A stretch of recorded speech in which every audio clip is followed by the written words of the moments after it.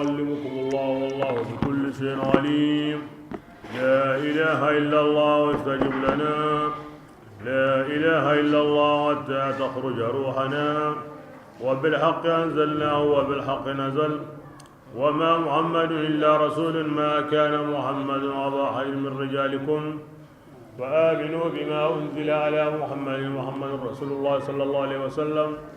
اللهم إنك أنت العفو تحب العفو فاعف عنا يا ربي. أعوذ بالله من الشيطان الرجيم.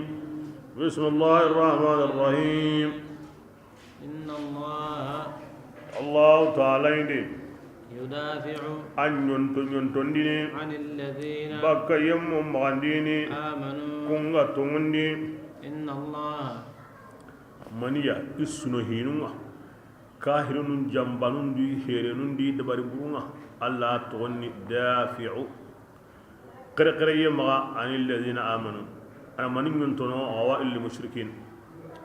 الله تعالى لا يحب ألا تقنني كل خوان جنبان تنيني بيسويا غفور كنغني فسرين اللي الله نيمانون دا كاهرين سوكين نغندي فاسقين سوكين مغندي أذنا التي إدمي للذين يمندغني كونغا يقاتلون كافر نونغا كونغا جنا بأنهم ننتي إنا كافر نونغا جنا آية هنا بيغري ننتي دمين يسلام نوندا إلا كفان نونغا جنا وكي آية هلو يالي ke be hage zanandi awa alla ni nyon dananga bakatu ndanu ma kini gongonde qorenye kahirunda dira ke be agara nyina ki islam nu khay nanti jambante anna jambangire anna yurubandi de ngara so himbe kane am polo ga mayirari su anda yirari anga nyinino kini alla la daga Allah subhanahu wa ta'ala Allah faran fata kan yire ho ayadi illa kafanu makka ila islamun toro nan ki kempan suya wa ko ni Allah faran da odna qasabari imin ya mari fi gajange de qasabari imin ya mari fi gajange de ira hon suya ni mekkari ni na burun gorondi ni kanun kara na hon suya bira ke bi Allah faran ga bagam baganawo ke aya yanka aya yanka kota anye banan kota islam mo anye ngali kota mo sir ando ho mi awi sagunya nanda awi sagun konanda kana kaina to no kunwa angara ho yugo nyana to ilu nundu ko ti aya hulalli nanti duwenya islam ndene jihadi bi annahum atasawun islam no ko wolimu kafirun di tonya إن الله ina to Allah ta'ala laqadirun la niyana tigi على نصره ay wadi de manden kamma de Allah rawi de manal har jihad ki halle الذين ati ngoro yem munye أخرجوا kafirin di bugunde e kanundi بغير حق mun tanai ay buyi masundiya maganta kubane yani igati o kama Allah kin Allah kimbani sabuda ولولا دفع الله الناس دفاع الله الناس الله نيونتون دينغال لي غام بسرونغا بعضهم اغا يوغو نيونتونو تي يوغوي لهدمت الصوامع كم بالغوني كبري نصارانو يباتي دينغرا غابي اتو هوي كبري nasara nun sankan su gabe nasara moji nun sankan su gabe kebile ken su ko honte nguruje ado aywa nasara nun bati dingira gabe guruje ado yahudi nun bati dingira gabe guruje ado islam nun misire gabe guruje igani allah hin konni yuzkaru sallallahu igani allah hin konni kun dingira nuya na gabondi ga allah nyon to ninga sigi aywa nabillahi isa kiyendi addangi halle ne gamundi awa abbatiranun to sikki battanum bat kompo sawami to sikki alla nyon to dengal ligambe nabillahi musa kiyendi ibati dingirangen salawatu nga komi ogotin miside kebbe ken balle kahirun nya qosono lamma ko nyi me gadi alla di mandem balle Allah konne nyaaren ko sene misirenga donc Allah ga hin konni no ko Allah tangande ngena kamma dimbal Allah konne ayaaren ko sene Allah hin kon dingiranga awan na tanadron ngena njurte tay an kheni dun kon kamma Allah tangande ngena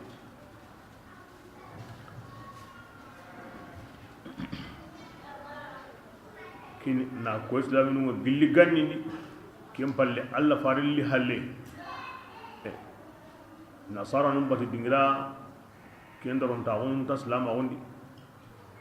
yahudiya num kalle ken daron taun ta islam awondi islam num kalle kinya ni miside ma kinya daron taun islam ndi islam awondi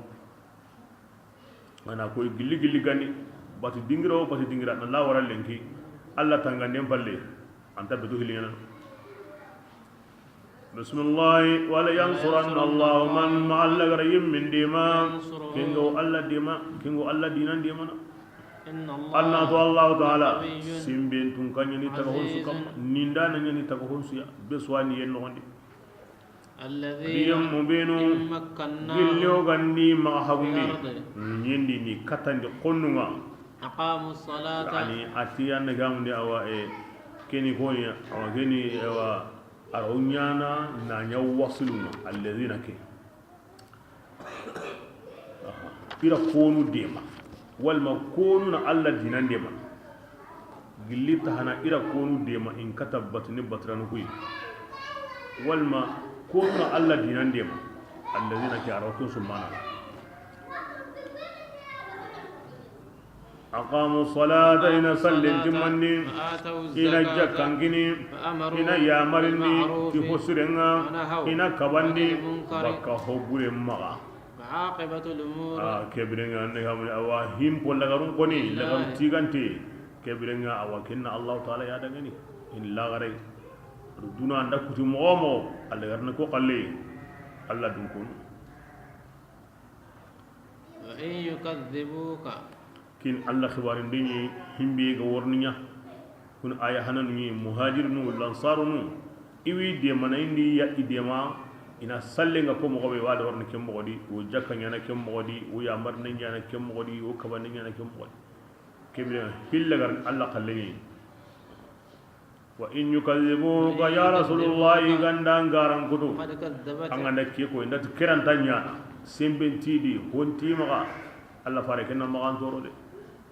ade ko zebat qawm nuh sirun garan kutunni nuh ya ikun kane aduran konna hudu garan kutu samudran konna salih garan kutu ibrahim sirun da garan kutu lut sirun da garan kutu madianan konna shuaib garan kutu wa ida musa imme garan kutu qabitunu arban israil ke suka madina haruni Allah fare kun sere anga sehe ga tangara kan harbanya amma ane gareta فأمليت ngange Allah ngella da qasinna mani nge dugunni kafirin kusuka hamantella ma kusa gari riga aw atingade thumma akhadtuhum kim ballini riga ti yangan qata inga kam mogoni yangan qata qotinga ne kim mogodi anya kam mogo waqi ul mawqa agan siru mogobe anya kim mogo yadi akidu ikanura anga bonta dina dibibani o butun kanda kem palaki aw qaramo ni won ahalakituha nda kem palaki warsh ko don ahalakinaha anga badi bibani de obra de bi halaka anga badi bibani wa hiya an qala ni debege tunyam unda nanyani yani debendun kono ridu toro tikahira kuma ku debe halakin to ayugon on kennanu ya aw ibilin kamma ayugonu kum palaki awa kungo gidenga gidebe durongani dun konu kara annaki hamun gimuno gerem pakamo aw duna da gabe wa qasrin ayugonu ne sankazunga iwugintenni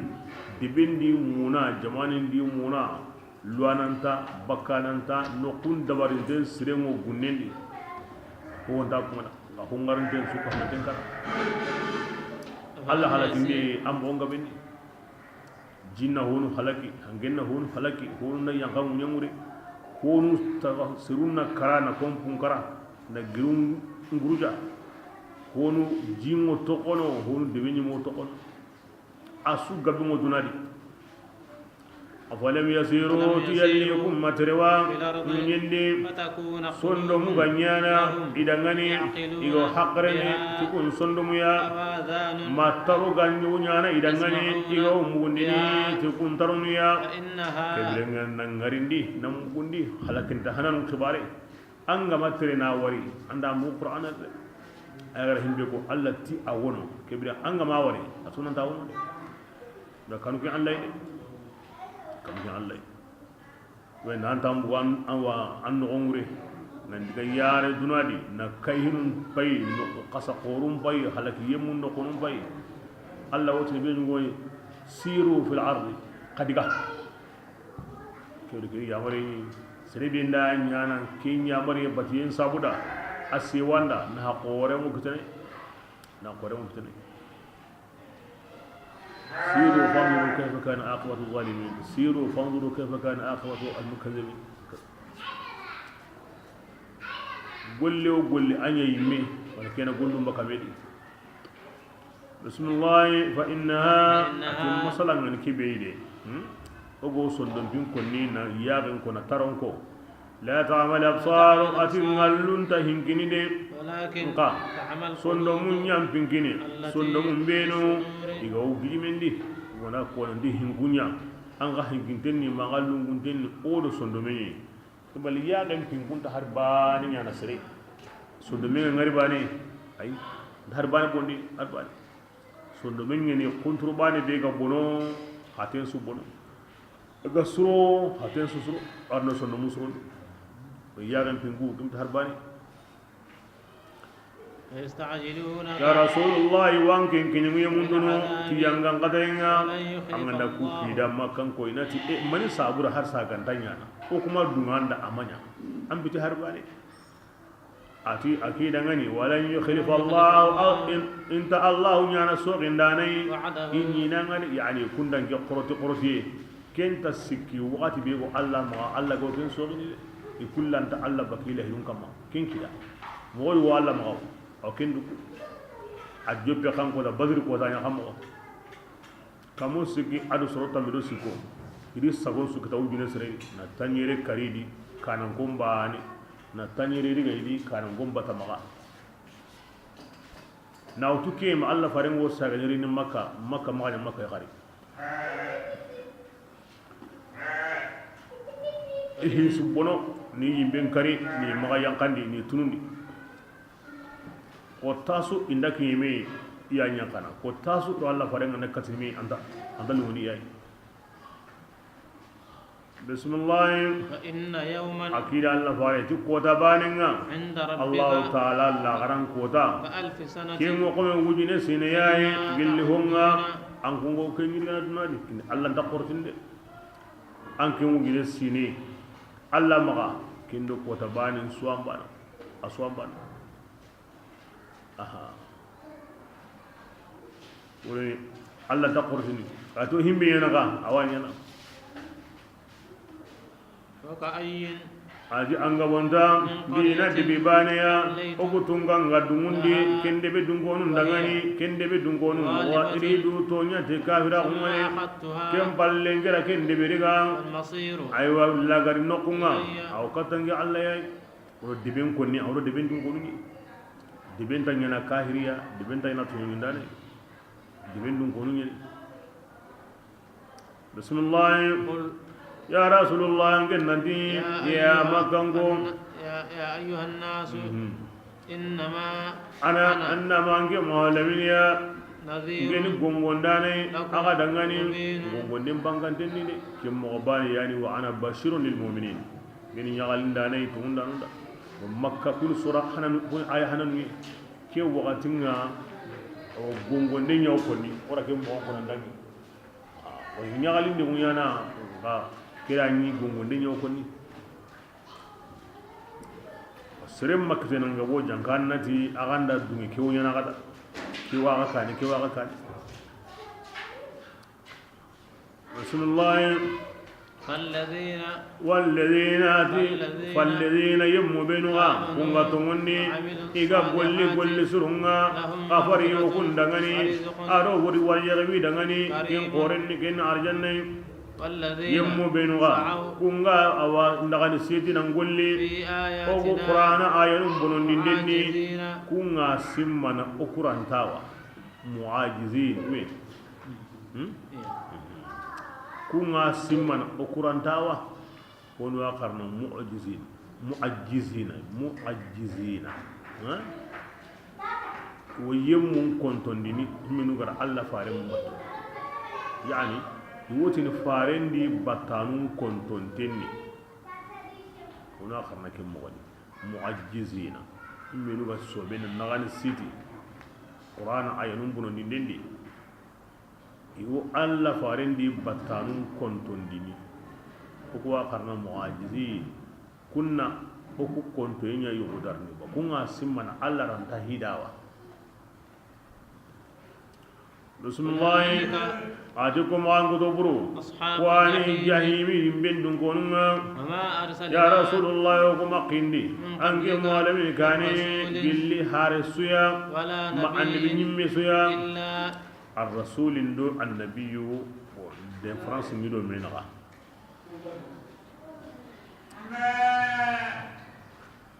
الرسول يعني او يا مرن تكيان ديندينga aha ngoke konanda akota ga honunda inda bara annabi ni akona yimera ay mewa gollini ga intatina ko serera am o kenna lu serebera an na tokkida bate anduna suro Allah rasul an wa tokkida bate mega dagantano andanyo tungani gusire kiya kinna kiten gine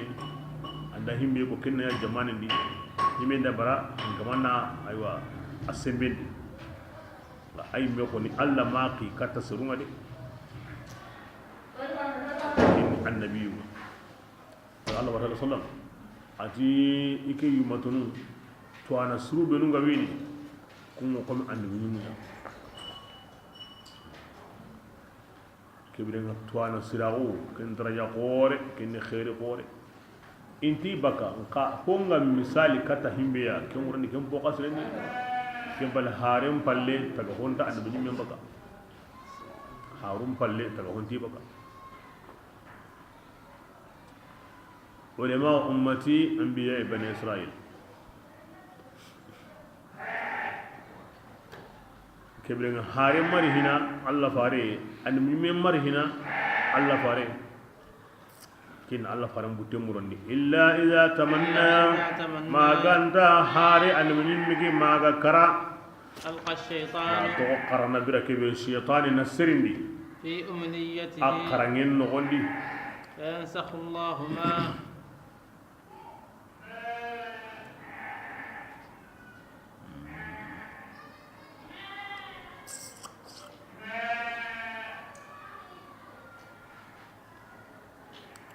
فينسخ الله ما الله تعالى أيوائم هم غرندني يلقي الشيطان قو كنسرني ثم كم بالله الله تعالى وجمندني آيان وناسبتني الله تعالى توانا يندي الشيطان حسرنتنا جمندنا يني أو هم بيقولين أو كنتو ليجعل ما ko sabura Allah ta'ala na hunya shaytan ga kan sirni ana kenya jarabiya yamun dangane nafra on sukan ga kun sondo munni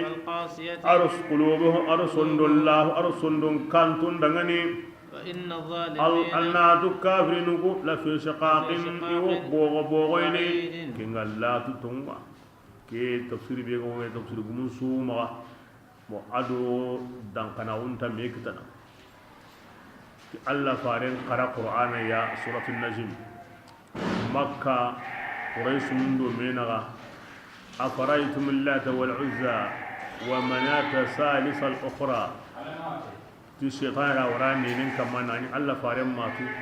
tilka al gharani qul ula wa inna shafa'atahunna la turja thumma kan go kharen kibari aga bori bi gani lata ya adu uzza adu manat kinga ni sikandinga ken qur'ana ya ti iblis awra Allah farin ne nen kama na nya masu ti ku boru nu yani saqulinu be wurugin tengani iqanjon den wugini e Allah farin da borin ti ga iblis awra ra kendi na to am bugasira ikahirun nyagali kebirenga aha o ni jumu ko ne riketa kuma ko ne hilla garno ko kalle ahay garo boru nun to onko nanti wonna hasrono ti malikan lagari Allah faran kibari ni tam pay gara kebe ka hay tilka la gharani qul ula wa inna shafa'atahunna la turja ti kenni iblis agulle ngede kim tayi ta Allah faran suno ira hokka hu na to ken tadi o ken pagatinga ki ayari na Allah faran butte mura ti Allah fare kema jopang ko gilli anda nyum ndo haro iblis o to kemi nyana aga ndanya o wa girndi bakano na Allah qalle ke dabari ke bilenga hilla gar Allah qalle iblis qalle be ga hay anyi nyana wa aw nyana ka hanay ke bilenga iblis qalle ke o nyana fitina nyi wat sondo ngatun donda aro sondo burunda ke wo tafsir qasim ko gabe akin anta kinta dun karni kuran ta dun karni qaida be gono ar mabadi be gono a kibrenga muhaqqiqun ci kan tanya aram tanya antanya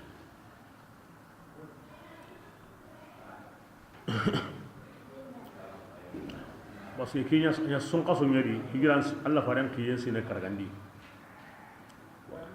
kibrenga sirunna ndiga echobi qahana kinya rajaba kin sine bani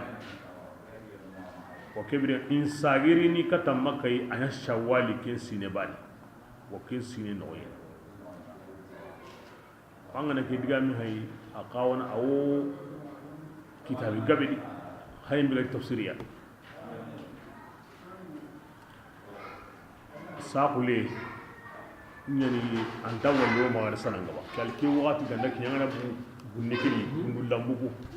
wa nya ho kullenguno aho kurundenguno aho binneguno ewa keta yo imra kanta karagensu lambe ndano jango lambe ko marde yelingen ta o magayire himbe gam paramparay tay ataga mo ultimma mo yeni wa ayu dem mo yeni wa yelingen to mo magay himbe gam paramparay me sa ko lege za yeli bambaran kan ngeni sawa masul gan kan ngeni wa abba mbarangan koni ntiyon koni yankaba aro bambarangan ni koni yankaba ha angina ko kunu saqo kulle ngembe le okura bani ya boy okura kafu bani boy okura kafu bani boy okura kafu bani boy kira awun yi sunan ganin yake bema banga nake hadisi hay bukhari muwahilana fi sahih ya Allah farna suratul najm qara me kinwa ko ni mobe wa ado ko gawi ko ni mobe inta bana muwassil ke sabra fakhr razi wa kunni amma ahlu tahqiq kunti kirwaya abbon tinyani ira rondi dia ira ruwan ngere mawdu nyeni hadisi mo onga benni zanadiqa inyino ikunni suruya inya munahagal nyeni inya islamu bil ragh bila ke islam ma onga diga nan qoro ayan kan yan qoro mo keta kunni suruya iyani hin kamanu to wondi hankandi kentana di debin kan ka wondi no kunsu kita iroslama o feri kunu ko sabura inyon kinna tangi ari na burendi hidu ko be munahagun ya kon ko ire do ko azanade titi gindirin mais dabari kalin kam boyratu islam mun ko ni maga angati Allah farin tibane anyi islam mun ko ni maga angati Allah farin tibane kina ko wonda kan palle wonda ngani ila kento استغلوا هذا الوضع من الاسلام ان يكون سغمو كبر الى كين مبولينا تي نيغا موسر islam ma ngi baka bila ke islam ngi baka siro nanti hitana tari iga girda batte kem pagati ira tannagate wujunu hadiseni asuka humunde mawdu'a na dabari ina iqallengina hadisen jopa na hadisena laga walma ini qallengara alla faren diga mundo bena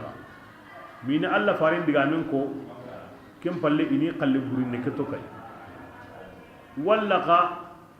asuni qalle hadisu mawdu ni kuna atay na jopati garinga na alla faren diga bena timani mana ko alla faren diga men do bena ga mana alla faren qalle ko hina nan qalle burin ka hay wal maka asuna qalle wayr alla faren diga men mo on karanatu o kebirenga iranta serene de ngabari angar hon karana tunga kuy wonyana bare kebirenga allo boyo dabar islam nu ya tuti hiwo tari parce que alla diga men no alla faren diga men atangantengeni yuriduna an yatfawu nur allah bi afwahi wallahu mutimmu nurahu daiman alla konenga mun dayna alla hinun mi ben kari na bonondi la alla tibara ya girda bate irani tannamate wunu hadise gilli kem bakati ila ken kita wa kem bakati ni islam ngiri hadise liga na akori o siran gon sirengi nga iri du koto alla da iri se ko nya alla da wa ibaten khana awari sahantenni ke watuntenni ke lahuntenni ke ni manarangenga ke kutuntenni awa ke kinyantenni ke tempentenni na subugo medi ke me takentari me ke ni garenye man ira kero alla farin diga men no gondia ke takentadi ira su sege sege bakame o ke bidenga kinya ton al mawdu wa gara diga me ko sisa kinga na garani ku ya dango razi yudi diga bonontenya ni iraro alla farin diga men no gondia mani wa ko ini nanti abonontenni mani wa ko ini nanti aro alla farin diga men no gondi hujja mo kinni to qur'ana yayi aro alla farin diga men aro haqre ni me o anna qur'ana hay ya gabe wano kinga ko ini ti to mun take hadisi di alla wo sunu da law taqawwala alaina ba'd al-aqawil alla farin nganda diga me yugo ko na sago kui o wa sondon kacen kutu kebirenga kega ko na ni alla mako asonon ga cenga mako ni ko ga ma sonon ga cengita keni ke mure ni ke takenta hadise ke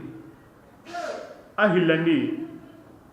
makan kuni do alla faren batte ayilla aga kanda hotanako qul ma yakunu li an ubaddilahu min tilqa'i nafsi to alla fara kida amanya gam paulan tankida na ayan yilla tinduya kebirenga alla faringa na bori ndaro nanti kuni sakuli nunga iqanjo ndemu gigini ama ila tiduya alla tikinda yana askandi alla ti alla farin ma kutondi wa ma yantiqu anil hawa alla farin tasihina tiduyi kununga in huwa illa wahyun yuha adiga musulu wahyi ana holgo koni himbe ga de wahyi nga alla khati gella ndanyana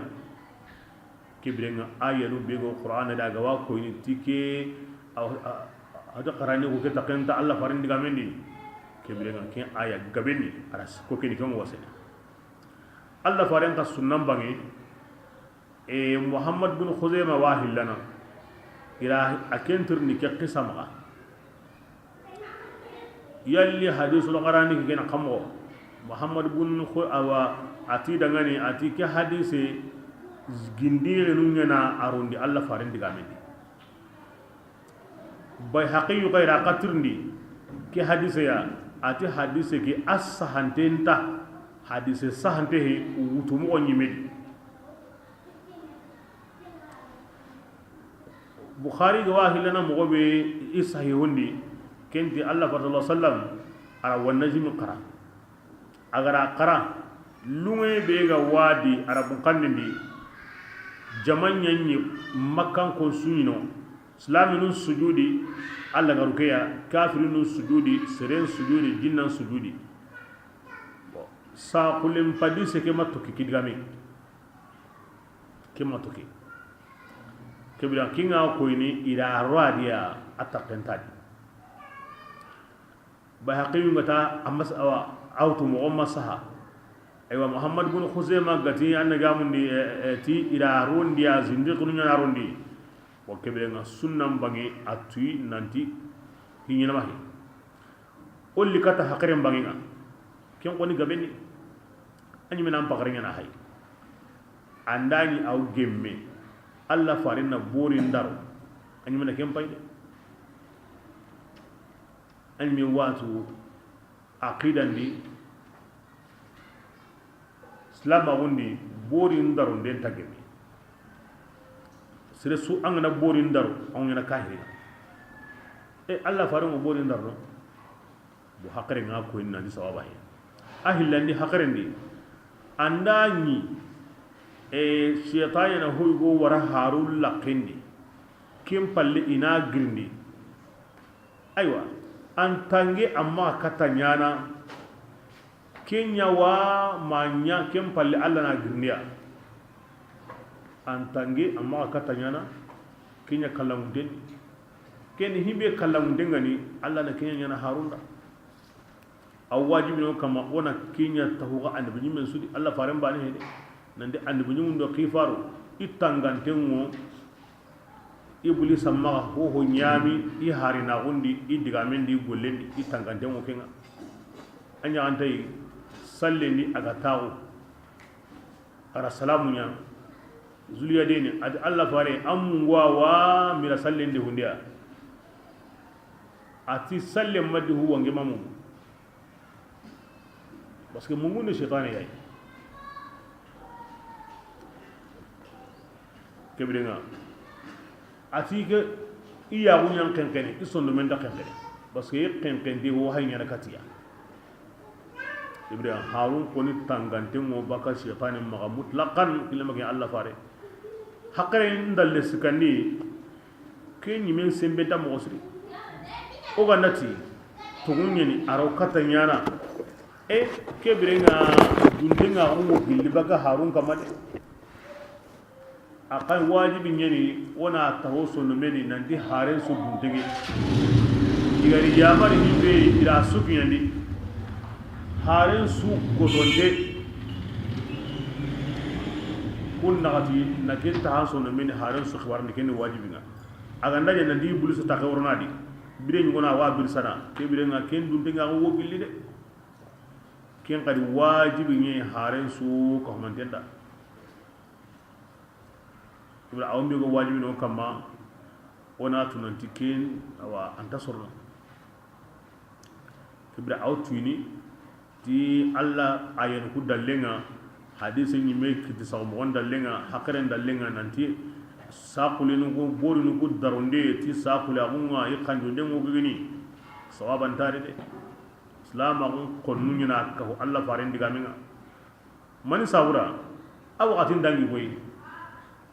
himbe go islaminu magati Allah farin tangante mo harun tangante mo iblis antarni gollendi ku sawura kenna bugu oyun golani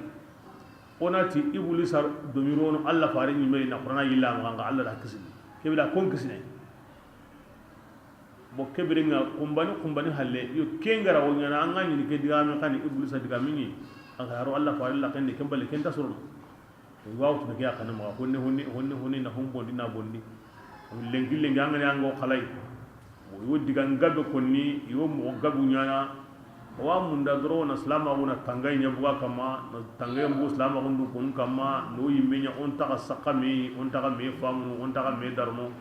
asure ni kum gondam yayi diga na honni na dina ke na bondi pele ya kena gollenga billi hijiran kamu na ngati sine iwo sallini wo sawnu umuna harbi kudu islam ko harbani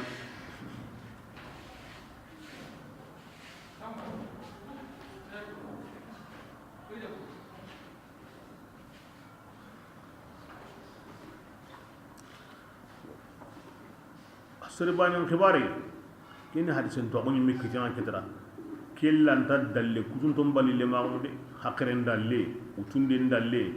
serbanin khibari la nasin kinka de kiyan skana serem pakren tawnini angu salama ontum mobe kiyan anto ko ken kamma digame ki aqorogoy aw wati ibn hajr al-asqalani ken yimme digangabe ko ni mo osri himbe no gati hadise ke sahandeni aken diga ko mbate ibn hajr diga serebi hajen do wande beswat ar gamen gamen ko na qur'ana ko ni rini nanti hadise ke sahandeni aken diga ko mbage batti aken di mo osu ara futay rafta kelan ngata diga ngata aya ke ko ni mo osri ايوه عمود النظام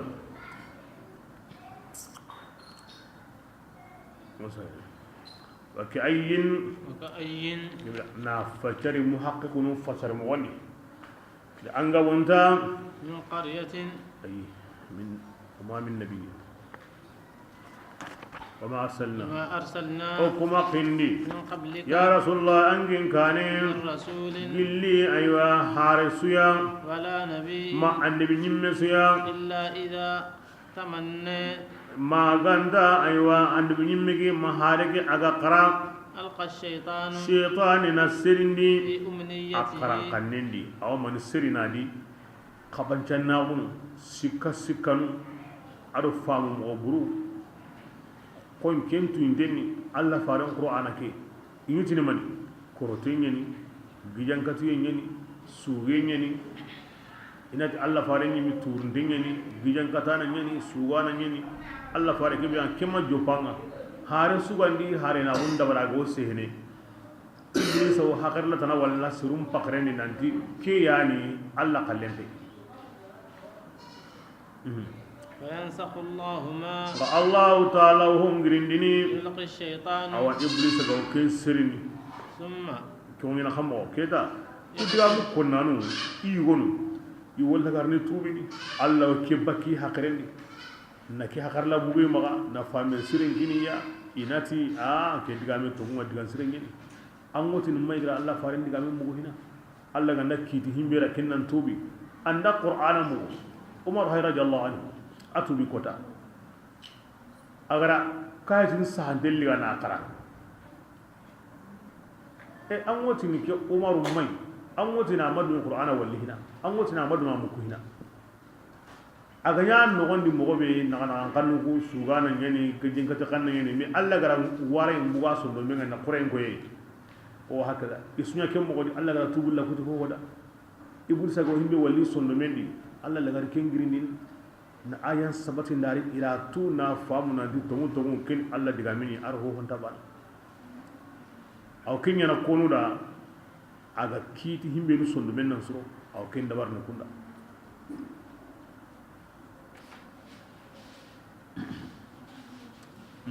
ثم كم balle حكم الله alla o gemundi ndenya ti ayanundi والله awa suru sondu mi agara kanu himbe nu awa kunnan suro Allah ta'ala عليم to anan nyeri iblis ga nyara himbe kiya aw kentu gemundi ndana nyeni aw kebirin ara gemundi sondo mundu kem pakati aga lahi kana grindi ara grindi bakadi da grinde ka kana gemundi ndadi Allah ya hikimu anda himbe nya wakati biya wanya na gemundi bote suntai bismillah يجعل ما qakuda Allah hon kanyana الشيطان ay bole saga o ken serni aw an munyum ndo kifarun diga mendi ananya fitinanga yemun dangani watenga o kon sondo munni aro sondo kan hunda kibra himbinu Allah gama kitu kun to gondenga kun otoko iblis akalle ke kama daiman kun koninta famunu inta walli iblis agara wara kun no gondi mogobe garenya ni dangama ni sugenya ni gijan kata kannya ni korotinya ni kun otoko ken kama mi ga kara kun da baka kama Allah farambu temura an buli mun do ke faran su mo kemu gani an na himbe ko analla ga surno honu ya gala honun taga bambu haban sire ngal kadi rasulullah الظالمين baati kahiru ko himmilu ga natto kahira gondi لفي شقاق kun koni wo tokko bogoyndi aga latu tunga kundu islam nun taga me walli khana bada in taga kapahu wodi khari inta me fam hakhar la nun tagina bani kebida allah fare hingo ke mo qadi tahqiq aya ke aw fasar no biya e iblis ani iblis aw allah ga wasironda tasu bire nyugo a wotini nga sutta kembono dini maganta honne bire nyugo a wotini nga sutta kembono dini maganta an ko khalasinto Allah wotina anto mono selleti en tanda gekko be sukamma mi me gana himbe kinanga agara honne ay me gara honne be gondi ara ay me ga khalasi yemme be e ande mu nyuma ma war kendi kendi ko ngala Allah fari mi me ga ma war kendi ko ngala to da tahqiq iblis aroranta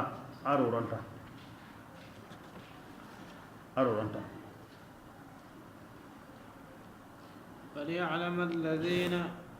amana ayarun pay agabenni ayarun biga ko ni inna ma sultanuhu ala alladhin o himbini ko ni harun ta kanta gendi ko ku hoddan tan wono salama ko nunga munda na rasulama wondi ko gonne sabura an gani ni kem koy wonne abate mureni mo osri o ganda dun dinga on dun baga an mun kama baga ke farun kama ke be ngani min dinan do sharia sunya bote a sunya bote gemuranta no gara so bolu pour kemba ni nyanka surun no gondi on sa kemba ni ila ke dabari bismillah وليعلم الذين ati allah taala yemuntu أوتوا العلم igara tuwagun kinikun wa ibayna won tuwagu qur'ana tuwagu abitu anna tuqra ati wa ya'lam wali ya'lam alladhina وليعلم adku الذين sawura yemunatui أوتوا igara العلم tuwagun kinikunga أنه kunna tunante qur'ana ayani to musabatin denga billan kamanga allah ga dalla ga tuwagun kinikubenu ya ni sondo musrondi kumorna tu tigi tigi ja o ko may gara fam qur'ana kal tungunyani alla diga men nyani kebri alla faran diga me bismillah kunna tungundi ti qur'ana ge وتخبت قلوبهم kinga nanya bani isondo munna ma yankana ma wana ma yanka qur'ana dangani فإن الله anna tu allah taala yemmun kandanda nyani kunga tungundi ani kanda kata killeya kentele mundenni kin alla dinanga Allah ni kandanda nan haqiqan ni فلا يزال الذين yemmun tagilli kafaru kunga kafirawo iga sikka sikandi gilli qur'ani inati annaka mun iblis ko himbi yankandini no gondi kun konta baka ken kamade kunta tin abada Allah digameni Allah to kunta gilli ken kamma koy masike ngariya بغتة juye maga yani miga kara indabaka kama mallagara kota indabaka kama أو يأتيهم ma yangan kate gariya kengani kota yangan kateya kengani kota yani kota borogen ni yagare be ganta sare ni ko yagare be dawando aramare me e kenni yagara ko khairiya kota borogen kani khairi ganta kota be bismillah الملك ati maranden pakiganga يومئذ sigen kotanga لله Allah bani yada abani يحكم Allah wakidini بينهم ken kotanga taga honundu menaga islamin والذين do kafirin ati yemmu beno kunga tongonni iga golle sirunga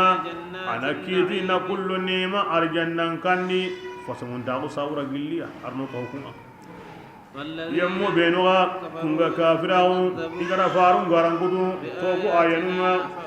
فأولئك kumma angudo buru لهم عذاب yanga ngate wo kundangani kingani logonta ko dungiya ana kiti na kullu kinyanga ngate di akiti un kama titele mun tawma Allah ndo ko hukuma bismillah yemmu beno kunga bagam nawo Allah taala killendi nambu makka nan diga madina ثم قتلوا adi kun kama nun hana ngi tigana ido tiganden qaba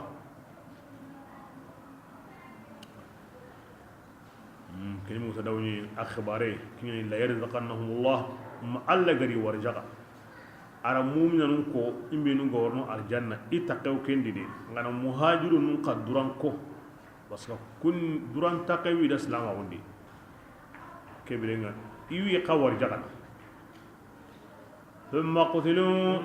كم بالله كاهرون دي كري أو ماتوا ما إكرت غنيمدي ما الله تعالى غير مهاجرون ورجعا أو كن سرنغني كن أرجعنا خلينا الله تعالى أتيجي أياني ورجعا دانا سو هسرنا ما غيرون دي لوندين ديا والما لوندين غري مدخلان أو مدخلان لوندين ديا والما لوندين غري يرضونه مهاجرون يمغوتني كي وسي الله ندونتكي فإن الله الله تعالى الله ني توانا نيتي غنيوما نوغنيني ذلك كبرنا او كمودي سرسو اغا سبات تاني مهاجرون كي نيغالي واندا كي الجنه لوي او كماندا مبو غلانغو نور تانغونو الجنه كي نيا حلنا كوني الله ما arabaga taga hoda annan tan hokko ni kunda aw kunda o kembi sunna dun ko ndiga kili man ngani to ana kenni Allah yayi akutu Allah ma Allah fa Allah sallamati serebe ga bakka tan worni katinge madin ya garin bi sabuda Allah wa yari kebilen alliye awa angari himbe sabura kinyen angari na gurin biya sabura yire jaman woyre angandari jagunda ngo hoktana kitra gullinya ngana hoktene alli mengani kinye kebilen alla wo alli me kitana serbe ndari dunan biyo dunan bi sabura angamade allan bin sabura awa talla wa kitana alli menan kallegay woni jamanyino be sudiri me adigamin na kon kundu Allah fare ba sallallahu alaihi wasallam Allah ganda aw kiti himbe da na sonno men surondi kenni ingani nyilla kenni ri men surondi nka Allah fare mata ako hulani do kunya kallen surenne hulani do hulani ken kallen masuro ay ani walla kiliya anna li men surondi anna ngani surondi anna khalas gollen aya be gari kanni tiga aya nda ko ati Allah wi be sungani yentu tiga nyani gongo nyani himenu ngane sirengani in sabata kam Allah wi to kewida himenu kallen sirenga he kebidenga Allah ni norenye awi duku hina ininga ni usrondi kananta una ko hulani ni kundwa hulani na kundwa hulani ni kya hulani ni kya kinda ngi kalle kim Allah di faran kalle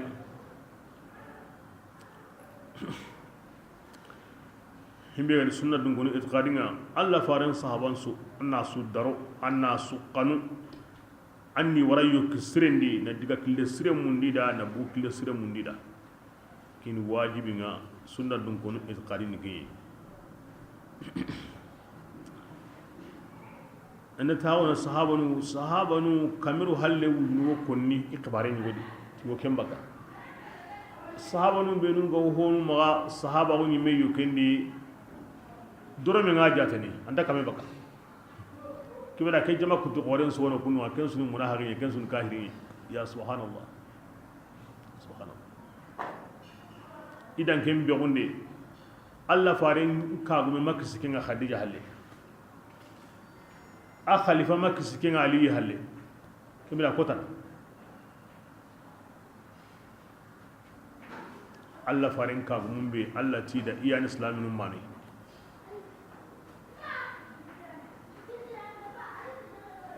Allah fayin di ike khalifanu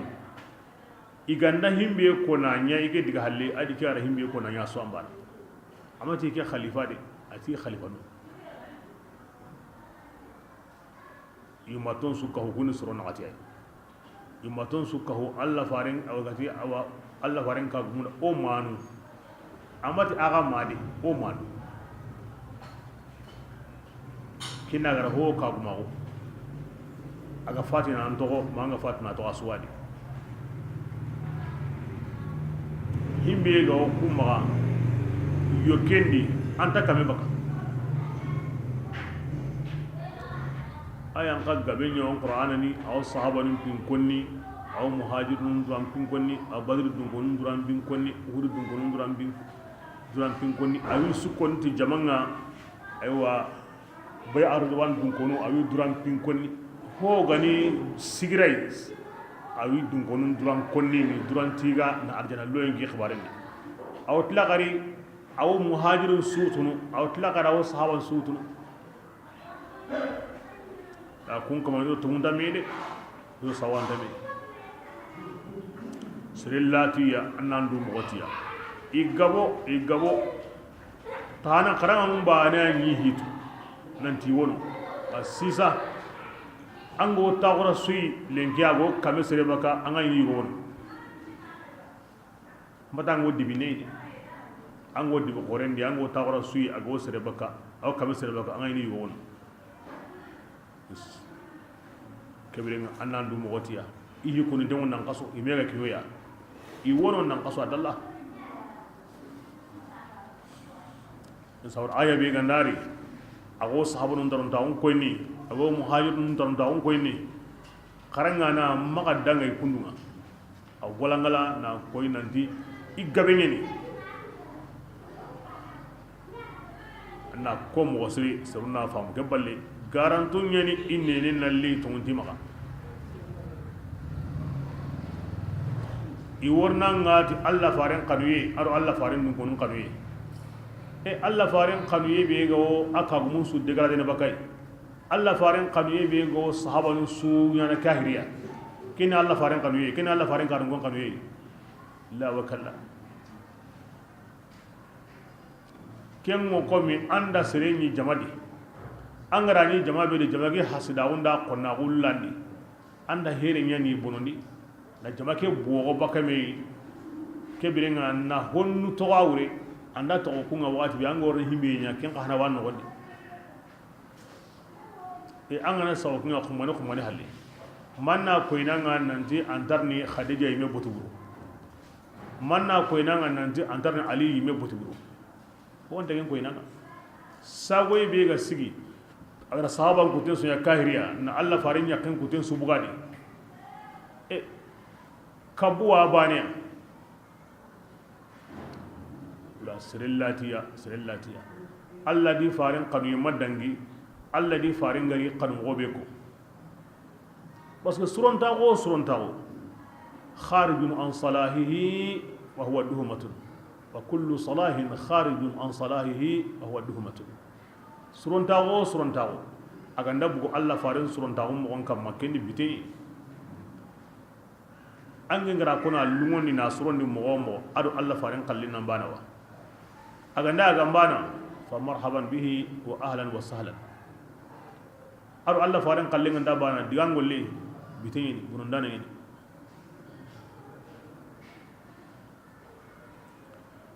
bismillah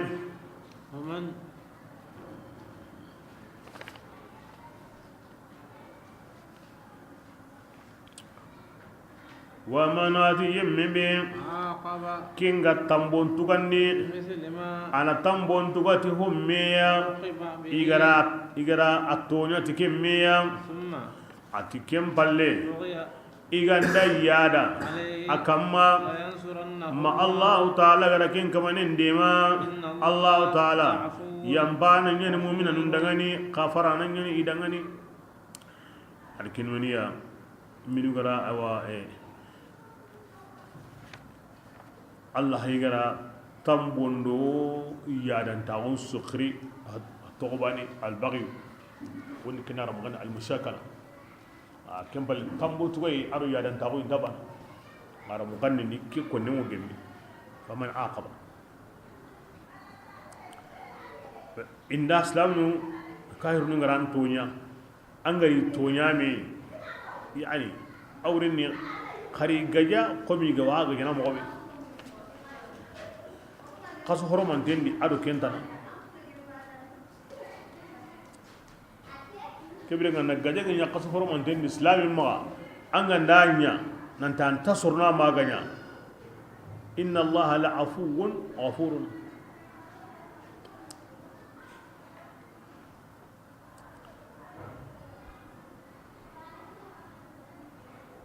bismillah ذلك zalika ati ke demande بأن ke الله sa'annatu nan da Allah ta'ala bi gati wanya na ki Allah de yulijul layla ayana wurollondini kiyeradi awo kiyellondini awa kiyendi aw wurollondini kiyendi aw kiyellonni wurondi kina gilo kina dehu mangan to ko wurondi bane kiyen wurni ngan to ko kiyendi bane wuron wurni annatu Allah ta'ala sami'un mu'minun duwa mugundanan yini بصير awa illa halan kana walla nan yini awi duwa muku ayaga wi la halan wurondo kiyen kaba kendi ogo wakati o ango mo di kome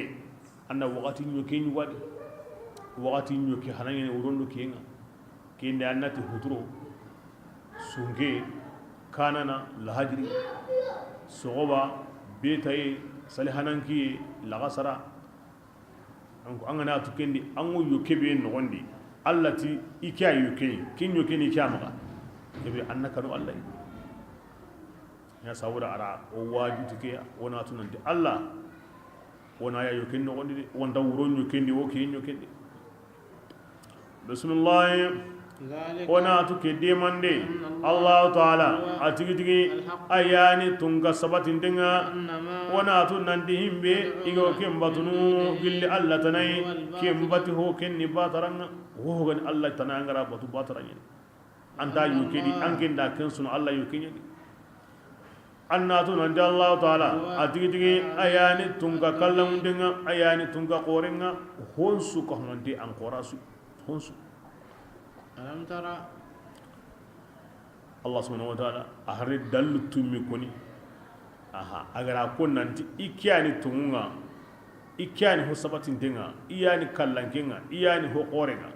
ho gani ke tanai kinni batarai har banin takem maga kinni hollogonti kebira aharni dallu tummi koyi hakre nyime amurna tu ko wo himbe maga tunga asuni kenye parce que asuna kutumiyadi hana kuntumi koni jinyan kande kimbe go na sabena munyan kallagondi kindi onati adu munyan kallagonde kamundo munye ndi no hon kajande adamare munda huren kaja mo jinkamma kamun tigite mo aga ndayire ne bodi ngarindinde karindinde kebrenga kuga sabati ku kamanyeni honsu taqiruranda huwa maakidi hari na garen sakandu Allah da haram batanul dan kanul dan garen sakanga parce que imatu ila diga nduro ko kebran huwa alhaq aganya kem modi kenga tinga nan kari wa munini hakkare nga sabati ndini utunden kane القرآن ودقام كم قيادي بسم الله ألم ترى إلى اللي أنك ما توا ننجى الله تعالى أيان ينقلني جينا بكا تبلني وتصبح الأرض من يلا كرا أقل قلني كنا ينا كرا أيان يقولون بريك كنا ينا كوا إن الله جنقك الله تعالى مغو ينتغنيني جايين غانيني دي إيه كبرين غانيني كامني أكمو ahine nan qora anya andai aw funti hom buguni ti jinga ku sawura wona mini wona yige ti mo ko moyinga ku cheke kante nyeni munye ke kante nyeni ga aw bila mo moyinga ana ku che kante ana bugundi munye kante ndi wona bre wona mini kulu war'auna amakum ayabanu kin kunni qayiga khara kada banu nyigandi khari nagana kamma khabirun kebiranga yingana nyeni alla watu kamenga mari wakati kebe himbe ga o sonno menda watu kamenga na bitu hilli sikki ko yinya walla hinga mari khabir alla watu himbe go sonno gondi sine ngono ayu gondi alla hinna awdu yino harandara nda o sorno kadi kebiranga himbe ga o himbe no gondi ken wati khabir bra siri kengure ni kebira komennan kanu alla ide kamenga mari ko sire ngaran no gondi de angi ke ngara alla kamma ma giran kuti alla hinnendi ko mum pinna alla ya maka kamelio kamen mari onda kala de aw hinnenoy aganda qoto am pakare ngara husrendi khabir himbi ga no Allah watu bismillah lahu ma hunsu Allah dangani aga kamundi ado hunsu Allah dangani ago munyindi aswamara ho ataga ho akome lemmentai kapallemmantai yakentai inna Allah kebirenga Allah taala atigi tigi ayani bannanga ayani tiga tungkanga askanga nya bannanga mo anda munye ka kam Allah munye anyi watu tigi tigi kon sun tamma Allah himu hungoy o malikanun konni i qorom mo anda munye do qifaran qorom mo anyi munye ka kam malikan inanwa in Allah ya hudi kamundi munyenga nanti banna akarin dongo baka hon sumaga kini Allah ya anda bu hina nanti konkiti sogendi atike bila njo baka sogendi nta hunya na kai mutawo ni nyileniga anda bu hina nanti konkiti na burendi ari na buru munde la kawara mo gonda bezuri himbege ma mutawo na yiga konkiti hina tuagundi ngen ta tuago mun do kare ari du kula ya kampan kamanta ko hina nan diketa ko himbe ngi ma kengi sorno bil aks bambaron di soro debe ñini juguya kawo manal mo wirigi waga am turinda da ya irigi jagu manal mo waga kallen ko ni ha tuana nyana tuago munda dina besuya ana munda daima ina ko himaga hankaman ko ni ay ayaren nalli atarona li aga sikama ke hay mobe ngama herinya ke ko ni danginga ma Allah tangande de kebira Allah ya tawon alghani na kemure ni kube ga ni ko hongumuwa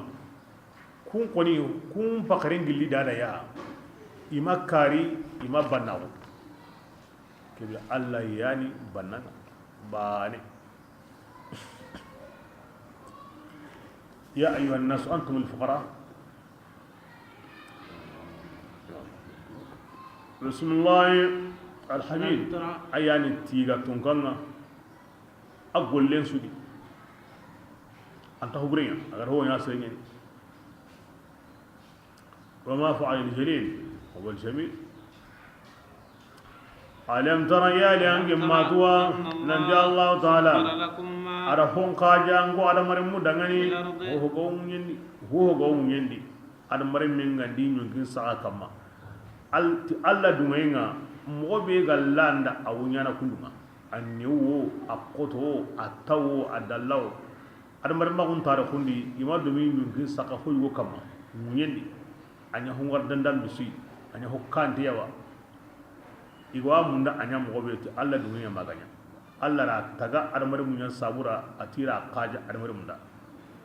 ini nema gore de ke balan adamar mun pay manillahu doya la hay o mo sababu manidi ora bugu merendi na bugu manandi na bugu kiyendi na bugu qasondi na bugu sanundi na bugu gidundi na bugu jiro hondi gundu hondi ora suyo sabon o go munda nyam go be aw nyana kem go te Allah dumen kini kahi بسم الله أقاجن دي فورنا ورنو أيوا سافيجني الله دويني كم بالله من هوري مروني دكي بيجا واري أرارين خمو هرانغنا كيلوباني وشنا ورا جيجن وانا هو يانكان تامن وجنو توني وانا واني ماشي بسم الله ويمسك السماء الله انتقتني كمونا antaka kuda kuzawura magayire ala lardi muhin kamma antaka anda no kare sama akuni bani ani antaka ani kitba ara kamun tigitini amma ala lardi amma yire muhin illa bi idni ko honta tigitini maganta Allah lani abani kinga ne yabani manin yana fatuhliku kamu ke do na kamu karage sinetre ndani acciyen koto yen kana kamu karaga sinetrende o kebri nga suuf poa be go walli kenga ken koto ni bili be ga ni mendi toni hakka nyan doro ni hara gabe anda gira yana kamo ko to ko suredi o kebira kamu ngana yire kemma siban ko rek kebira ana allah ma ana kamu kitigitini amma yirodi inna allah janga allah taala larawfun mo yoqotin tunganyeni tisirunga rahim awahinna nanyeni ke sabura ara munyem ko su qaja oda na huren qaja oda na kamulli ga ma yiro kamma li ra'afatihi wa li rahmatihi kimbal adamane min lo manida harbal allah sirri kin haqirin dallenga bismillah wa huwa alladhi alla yani kamaninga aranku ngarindi naga taganden joppa kem palle awaga kalli aka ko tanga ndaki kem palle allah taala ana ga ngarindi wuninde ndangani ngasiren ka awaga kebe gani hillaka panga kunya fisiringalliya allah dan genne manu ima twada balanga nan ne manu kutu allah da alam tara nan diga wara summa yumitukum anga ndakireti kenne mai allah da dai ha anga batunu abani anga darunu abani anga kanunu abani ango sakai gananti anga nakara anati wangu ninara hakran pe am pakrani mena hayde anga nakara ko kitu allah da anga mai siringa lesu wundinde antar sikana nga fisiringa le ken koni kenda allah ni man fisiringa allah ama kamun ne mantu ama munyin ne mantu ama qajande ne mantu kamunan tigita magayire ama ne mantu ama jin ne mantu aba senunde ne mantu i me sara mo gondi qoro mo gondi biram mo gondi yiga mo gondi ma amatu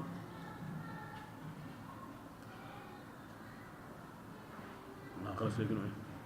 bismillah ja'alna man sakan ali ogo tunganda ayo abati dingira ora bati sharianya likulli jama be sudangani kin jama nasiku gollini tigen sharia kebir allah faris sallallahu alaihi wasallam kema jopankenga ken sabuda akida fala yunazi'unka ti anja gasiri wiya imma kan futu bil amri hinun bisa nawdu wa adama makatan gangani lagari ko ho ganda da sharia ni bankini kenan sharia an ka hana gari an shari'a yankin nan aw shari'a subu ngara bakan ibrahim munaza me futu yin men maniya an kallen to an kallen bi to do la kin yimenta shari'a kinne amma jo pangenga bil aks arni la garanga ngai miya da kin biti hi gurumbai ti muhammadu koni akenti allah ni kamaninga abba ne ngati allah ga nahimbe kari to ma ken yiga ike imeli surunga nahimbe kari wana kenya yiga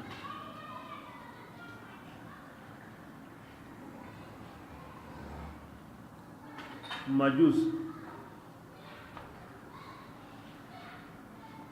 ti anga pawa tuere min yagni aywa tiyalli aywa kenda am pare manna kundo mena kenda ni meri yaare manna kendo mena wa tiyalli anga ndadda ben gon aga sudara wara yugo bando yaare bane wa kundi meno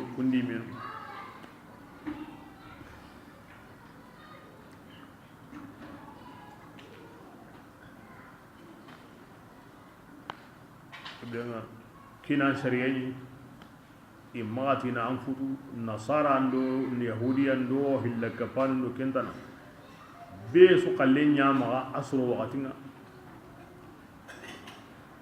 yahudu kallen nyama kata isa billaga warni isa gari kallen ni kiten gri isa kallen to kotadi alla farin gari ken gari alla farin kallen yan to kotadi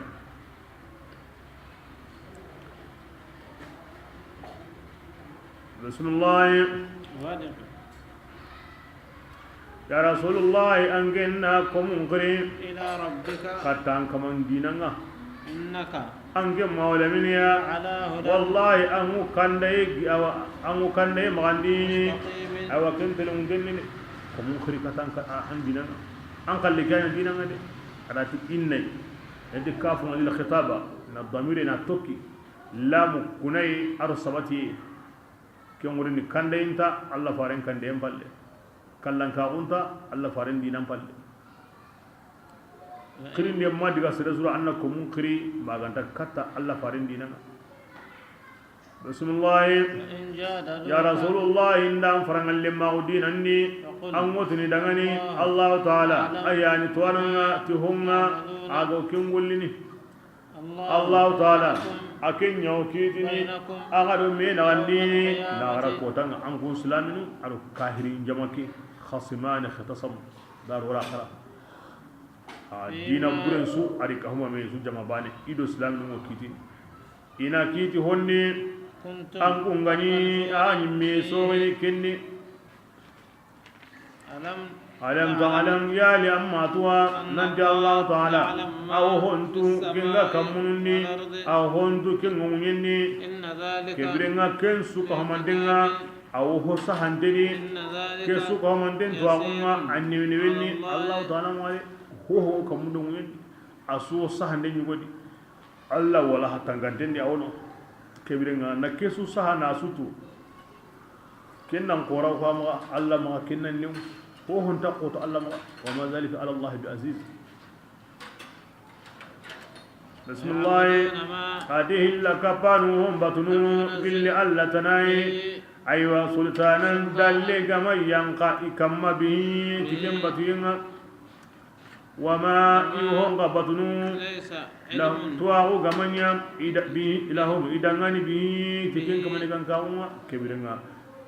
كين دي حقرنا كويني كين هيبونون تني كوني حقرين دلني ماي أمو قول لي ونيانا دلن تاما أمو كنا قول لي ونيا أو تواغون تاما حقران تين كانتا هونيانا دلن كانتا hakran den ta honyana mbi ganta sembene kata tuwaguya kabra golle aga masembe tuwaguya ama sembe dalle kebrenga hakran de golle hikenga bil ahra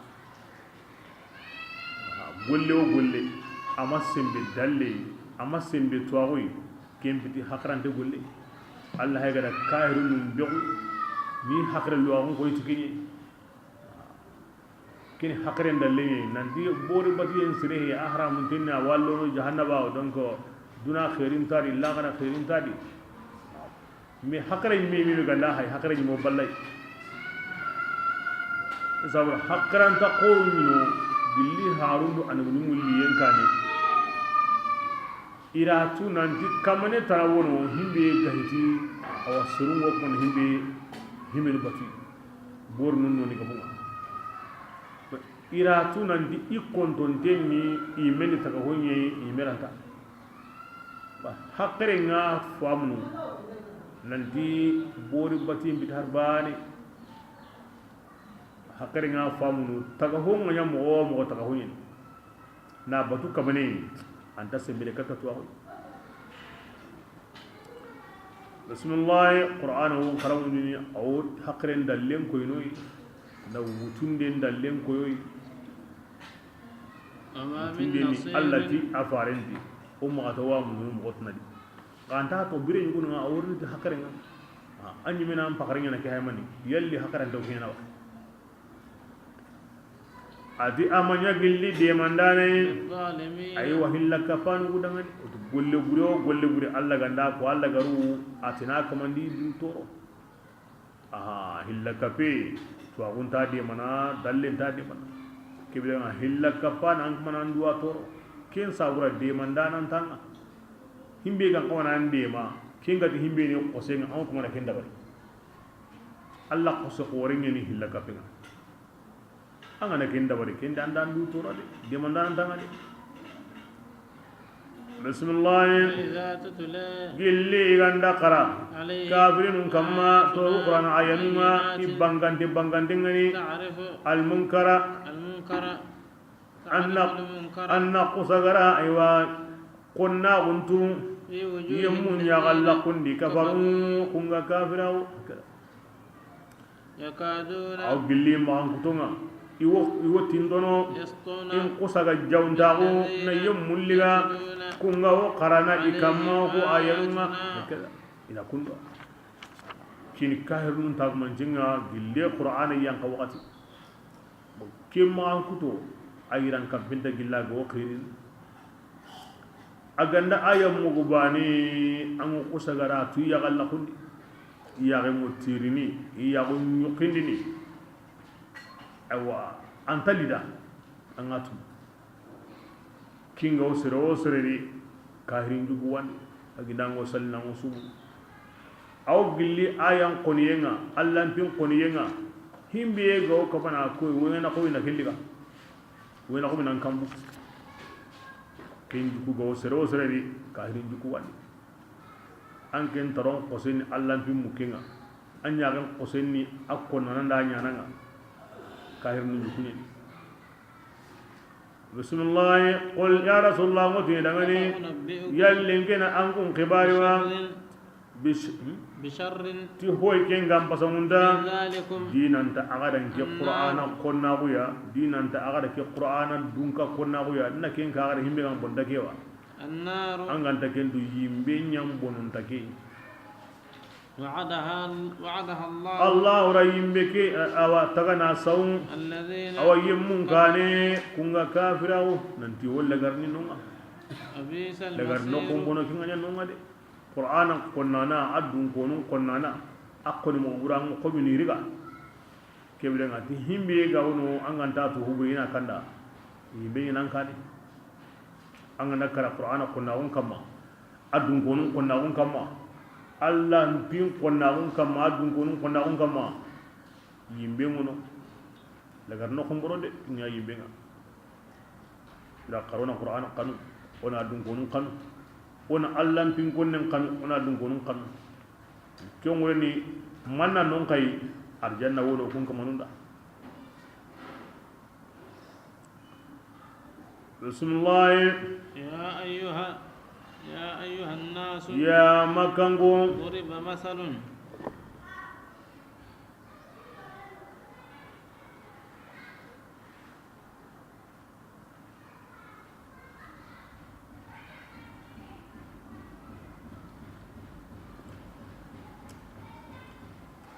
Quran la lañini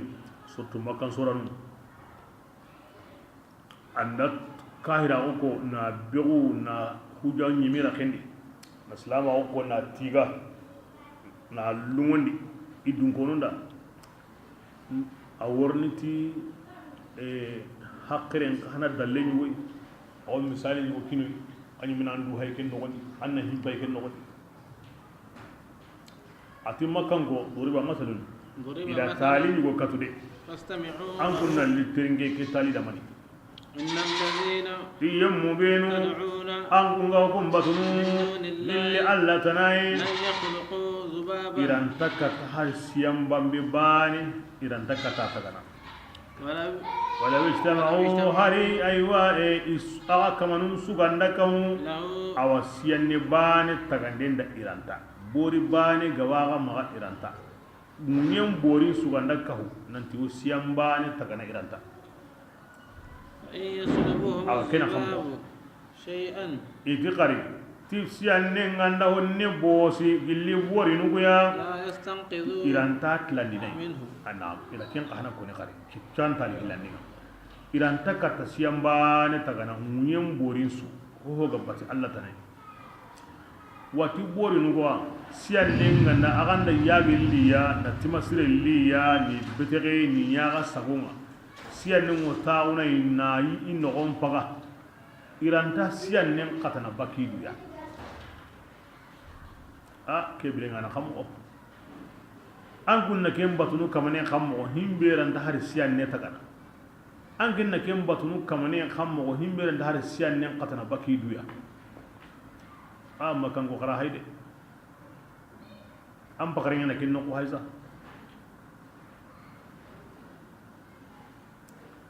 bismillah ضعف الطالب atike be nga janka bori batana allah huntin koy والمطلوب anna jamundi kebirenga ja bori ni me hana allah huntenni dere parce que allah hunta hon palle anta ke allah hunte batunu kamane anke pakaren timmande ngandai assigin ngandai anta ke allah hunte batunu kamane ja anke allah huntenni am pakaren timmande kina ngara ki allah hunta ko re batu kamane bismillah ما قدر الله atikeni kahirin ima allah taala daro حق adaron قدره ta on kampanga wama qadarullah ima allah taala tu حق arto قدره be gan qaba ما ima قدر allah taala batu حق قدره arto mo be gan qaba inde igara kenya ima bori nyana kamane ko me ganda allah tu na daro na batu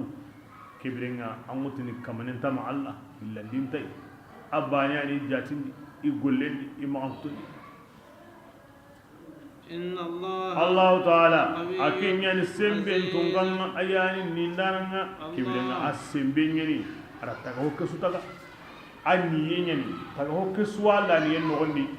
أي لنا كوباي نغندي مغبي غندا لونغادا أنيانا كوني أن سبون تادي أن تيجين تادي أن بالين تادي كبيرا هو القوي هو العزيز لا خرج ممكن حقرين دلين حقرين دلين الله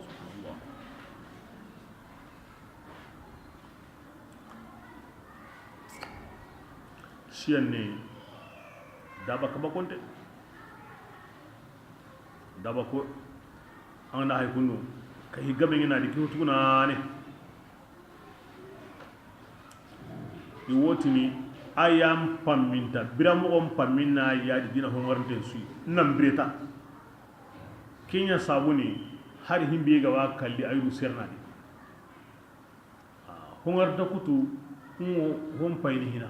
yalli ndaw gemme minda ta gemme ina ira ta gemme ba wasage nga ke la jangon na breta nani qurey mono anta kan gadi aga sawdoro bitinyaw birem pamingadi dina ka ko su ko mantenga to tunani kini kai kore aw billa ka hinga anya wasenninga wuntada tan na ta kota hora kare o homa kare o kina wun kan fa nan ka o kenga agabe bai an woti na dani tan na ta kota kina wun kan fa manni asabunu hummotinto kunyina sabunu i mew me sarana ko nganda mutiga aw ngena kudo ngoy na kambe ngona na sen i me khano me sara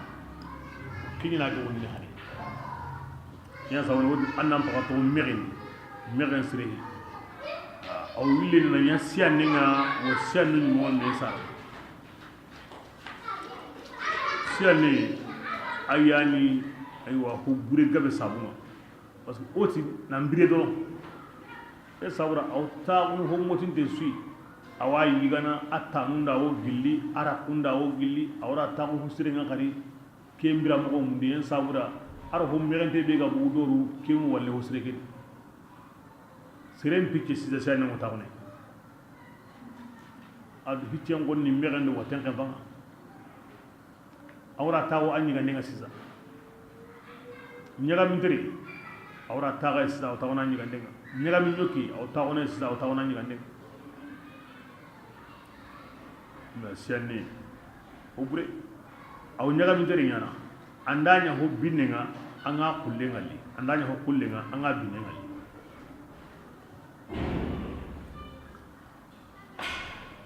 asaha kata Allah sallallahu alaihi wasallam ati siyanne ngana kenu aga dubane yokendi anna tuni dari kendi anna buni ta kampi bani tore mono tore pour on sona kendu sangone posoni mono atati bani posoni ke sare mo kendi angawara ne kenadi aw kenne tatti bure kyaka ina ngana tuninari kebe kubure be ga yino ken saren kana wayi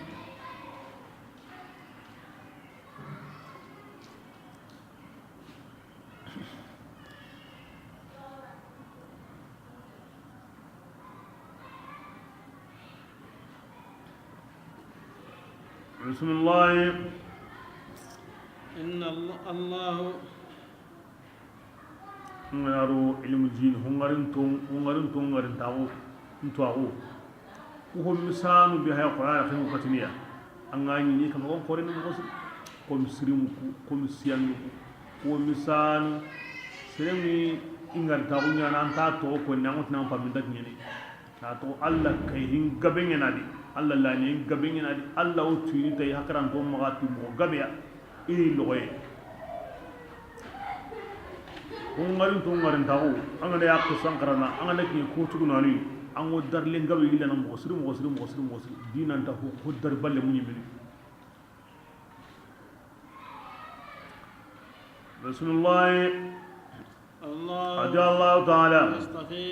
رسلا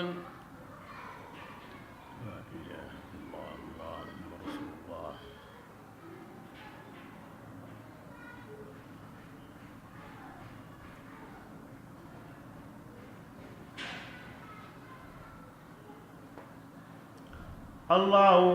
أيوة هارون سوغندني من الملائكة اللي ملكنا ومن الناس أيوة سوغندين دنيانا هارون وقل على مرمون غي إن إلا الله كفار في محمد كبرنا أنزل عليه الذكر من بيننا إذا القرآن ينقندي أكين كما أكدو من غيره أن تقصوا سوي na gurenta mo adino sui o suyu manken be kello yana kambo to ngunde qur'ana yi akinno na burugumenye mo kirsenye ay talla fara akida tikempe alla ku yembi dikinga na buruguma wonu ku yenyu goy kirsa wonu ku yenyu goy la ku yen su qanta a ku yen su da sembe dikinga alla ku yenga ben malikanu alla na husugandidi niya harunga kata malika kutunga walma niya harunga kata adamare mun diga Allah ni sabu mutun na honya harina kata adamare mun har ginde kin anda qasisu har ginde hinga yi su hangama inna Allah ta'ala sami'un idgamun mukanan yani do qur'an danan yani awahimbi go nyana haringa awatu koy Mikail komi Jibril komi Ibrahim Muhammad Lamin kentana Walid wa Higo bun Mughira kara digamen ko wati be jamanti tumunyen ki ken tumunyen ki wa ko ni Muhammad wi hariya bismillah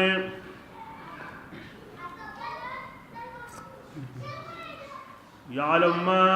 بين أيديهم وما خلفهم يعلم ما الله هندو بين أيديهم كينغا ويجوم من غني أو هندو خلفهم كينغا ويحلي يعني غرهم بينيا أدي غورنهم بينيا أدي غورنهم بينيا يوونهم بينيا سواسطو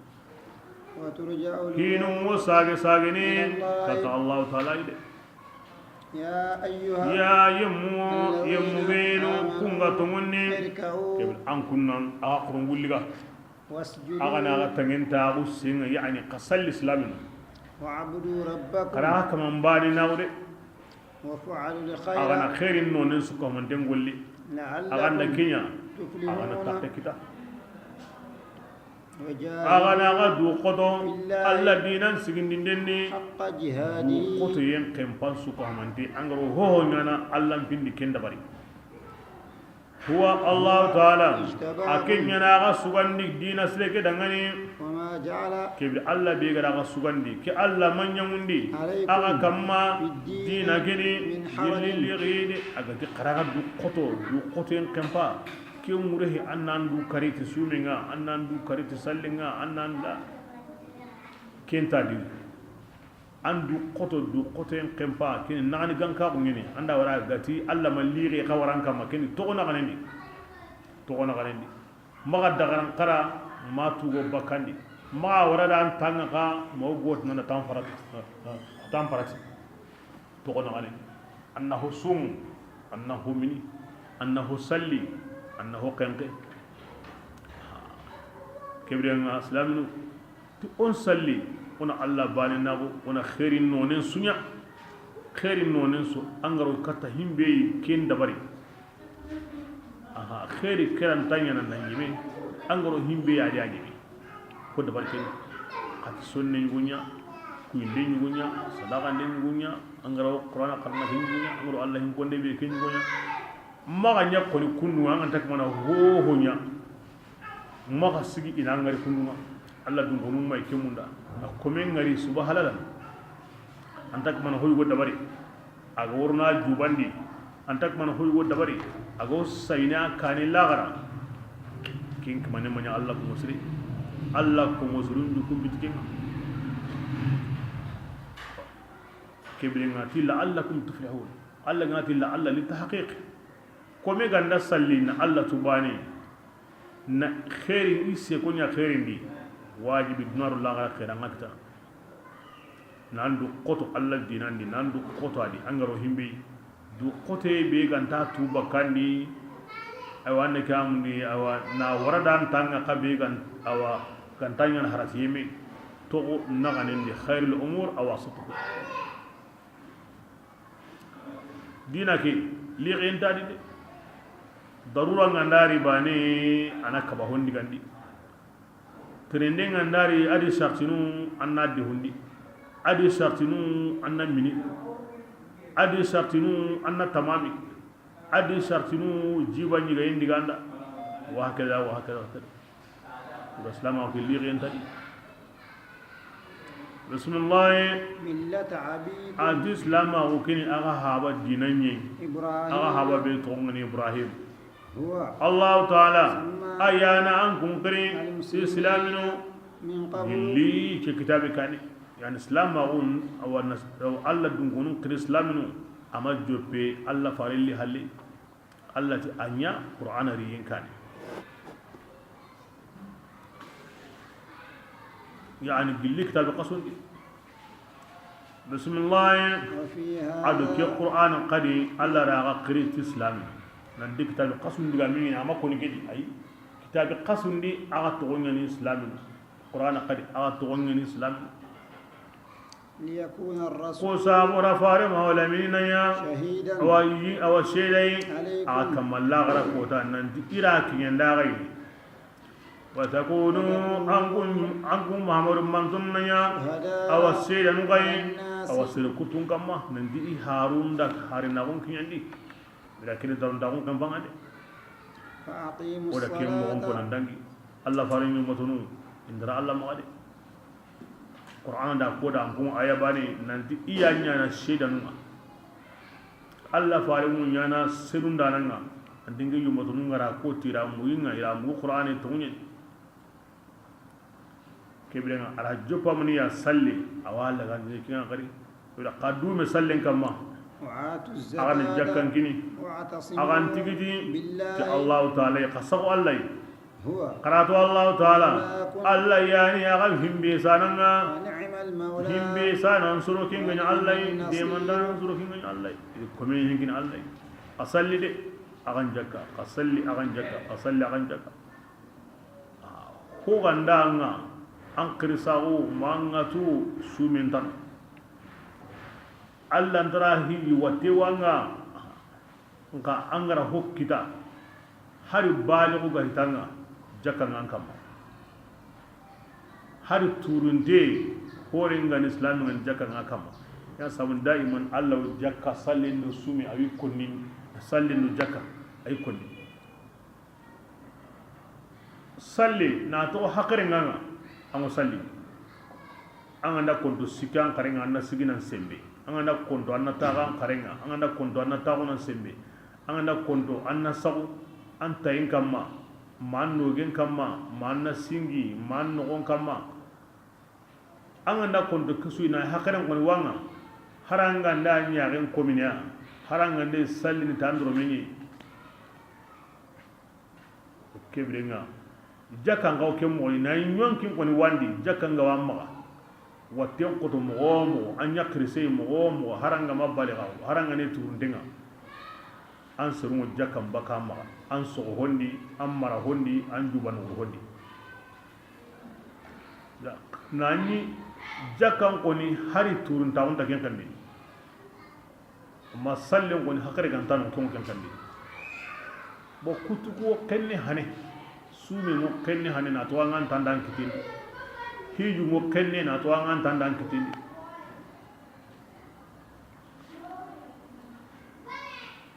amma jakkan ko ni ko ma umba na o ken kandi kem pal islam qablan su haranga na turi ba ya an obrina wonde won jakama sallen ga na hakare ma awan kama ya sabon daiman Allah ku hilli ko ni islam wonta so na bada na kuma timma maka ikha an wuddalana na to andi womi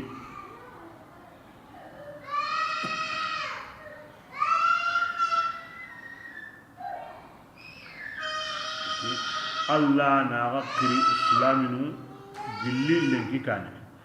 wadamire kega aw sagane mi kata ibrahima kem tibasiya di huwa ibrahima kinya na gakiri islaminu gilli lenki kane aro sagane kata Allah aro sagane kata ibrahima be sikkan tare ko ni agati millata abikum ayati ibrahim ken ibrahima yana o sara la islam su sara haben bi ibrahim nga islam su dinam pabegin kibri nan dinam karamogon karim pawa non qur'ana wa ko no la tahillu mutasko baka ay woni fi an dinam karamogo an dinam karanke na karim pawa kibri nga qur'ana do qaramunde Allah farin meti ana jaddu kulli taqiyyin atinge mo wala minni sugo kan Allah an kismani ngi kindi dinan kisma ko ni ne sikkan dadi osu sara kisme kempe ngati sugo kan Allah an kismani ke mo wala minni an ni kismari ara ko nan zago man kama Allah ti islamin su hawani ibrahim ya kible ikagani besu kismai ibra nandi nan kana gen krim pawa har gindai an ga waka tana akismarin kibra ngadaron ta bungin paske dinan pawe ni be imede kinyan koto kinyan sugandinta kinyan kandanta Allah maga dinan da dambe ni me habe amma wari en nuhuri men kalle ati Allah an Allah dun kinin atangin dun konus angi kisindi Allah timani Allah innahu laysa min ahlik asara fi mih atandu ge haygra islamin suqriyede ti posun ibrahim wari me ken Allah ma dinan pawagu ha tombe ngo kenya kamma tinde ngo kenya kamma dinan ta hari dambe pawagu bira kebe an dambe pawe honya islamiya honya kahiriya Allah ma anta harbani anja anda hara anda me khiyamutun gillino kinwa ko nan di Allah ma ko ni dinan pawagu seredi haba gandai asu gan islamiya wa marhaban wa ahlan wa sahlan bi agem nga honya hoy kebire Allah ma anta harbani anda me na dunadi lagra anta me na nan tagu ira kama nan tinti ira kama ya ko ndike igati ande gawni e lemu idi saranu yo me kanyo ndello ni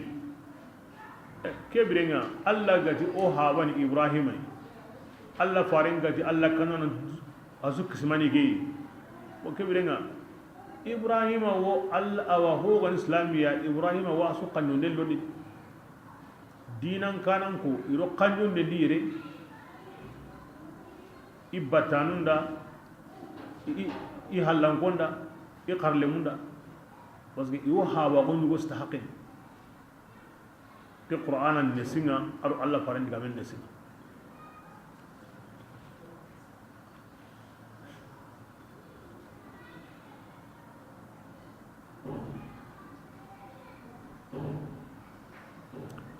بسم الله سورة المؤمنون بسم الله الرحمن الرحيم قد أفلح المؤمنون كي غني مكان سورة نقولي كينا غانا نقولي abati mu'minanun da aywa taqi gabe ira ken kita koy dan kanago mu'minanun ira taqin kita de taqi be gabe ngani allah ira dan kanago sikanta de mu'mina aflah attaqi dare kite yuda ki ganda koni sire du turni ni koni mu'mina ngakedi allah yimme gati himbera taqi dare kita har sikanta de iki allah yimira dan kanago ken sireni duturni ken kamani koy ay ke sabuda ay mi ko sagara wala ngala qur'an riya litabyin anta hon ko ni na to no de aw simba kay ko ni kun kamanu alladhina kunni yamunyi kuyemu ma yanqanu niya isallun nogonni والذين bani alu yemunyani kuyemu ibballindengo bakka batran diga memma batran pimma lagu nyani ko hogani batran ki senda golle mumnan takenta keni anta diga memba kira kenni himbi toranga way dunadi atoranga ilagara anta golle nyana golle bi an hantari dunari an hantari lagara bakin lagu sun gondi digrada wi ken ko itta ken ko ndemo ken idiga men do golle ina hanya na di naro lagara itoranta bismillah yemu nyani kum mu'minanu ya kunyemu gollanu niya jakanda ngani jakkan ginni manan qalle aru yagara ngalle qalle ni o gara kebe ko mara hondo ande gambi so hondo jubanu ho awa kebe nga manan qalle ni mani hatin jakka abakati mani allahin konni ngana hatin jakkanki bismillah adu yammu nyani mu'minanunga kuyammu ko gani tangandani idu dangani إلا على أزواجهم maganda iyagille mumbane yugo gandai anta sere tanatu iya kempalle yagare gandai anta yugo tanatu ikina halle alkene mu'minana bismillah wallahi biga ikitum barakem maragilli tumbarunga ake mu'minanunga ijragin jenta kuriyendi فمن ati yemmebe anda mogolla mundu himbe gantike ankina he anyake he antumbare he ati kun kamanun koni kun tigi kun yada de an ka ganda yada himbe ndan kita ken tawo tike ngade mu'minan ta jeni de bismillah ati yemmu nyani mu'minanunga ku yemmu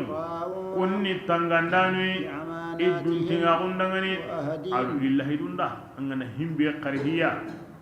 himbe ga waqadu menaga idu allah naga idu komun naga amanat an salliwa salligi amanatu angati yahon salli konatu sun qasondi oso krana me kam antin sum aywa allah yigini allah minni konatu kadron salli salli jingi konatu anga ina jarawa nyimi anga konatu aywa yahon diga nalli idan kai khinde amma diga amma ko konatu ke suni amanatu serega saganga nangara hoyi mandu sirra me wala hoyi ma alla sawra ko nyuwan kam mabati endi dinandi awa anga wa timmandi kibra kenni mumuna wi atimman balawo kibra kemdi mumuna wi lahidun ga ido alla naga ido komun naga idi yimena ga ngokinyana alla anti kenya anti yahondu ngetai o kindi mo do kibra aw kemo o kebrenga kinni munan taw manjana lahidu timmambali mu'mina he dundiga o timmambali mu'mina he walladheena adu yemmu nyen mu'mina nunga ku yemmu yuhafizuna yutanga tangandini isallun kamma ulaika atu ku yemmu ku tigi alwarisuna wani kintan lemunga la khairuhum arjanna kunin anna jamundi ko ana arjanna qimutu الذين wani yemunga yarizuna igo qimutunu kingani aw firdaus qinga arjanna kamulaqe an qubi gallasu ya ampasasu ko allonu هم ku خالدون dumanuni ya fiha firdaus arjanna kanni kunu ma ngutu manmi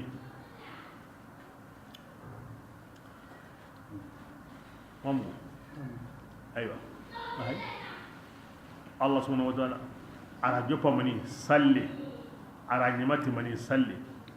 alladhina hum fi salatihim khashi'un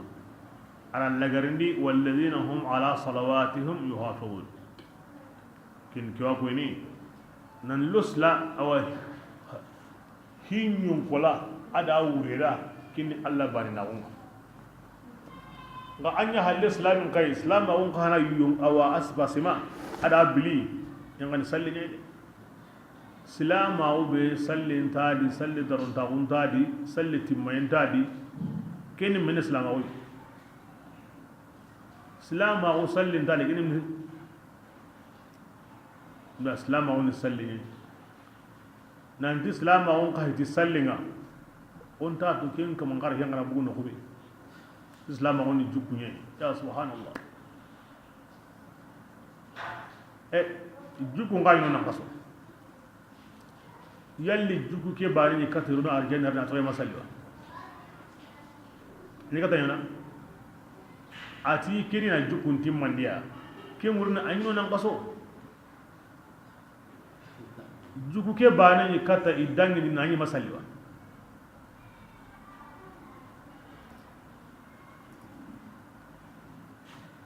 o kibra nanji aniga mun islama u sallin tadi masallin bane wala sallim bil islam umma an ko kun suni batran digam ni ke di sunna dun gonum pakar langa ke ti digam ko ande mun ndo ki faaro qur'an hayta alla ganda ho ko ni ana sallin ko nada ati alla farinda wa murahalaka bis salati was sabr alaiha sallin ko an karun gonda de anni sabatna kama yere aram magan kutunu ko dangani kabbo walla tam ati ko magan kutunu sere be ganda katta kun timmandi ni arjanna no ko be galla sui amra ara jobati mani salli ara lagrani mani salli kebre nga anga ma joppe salli nga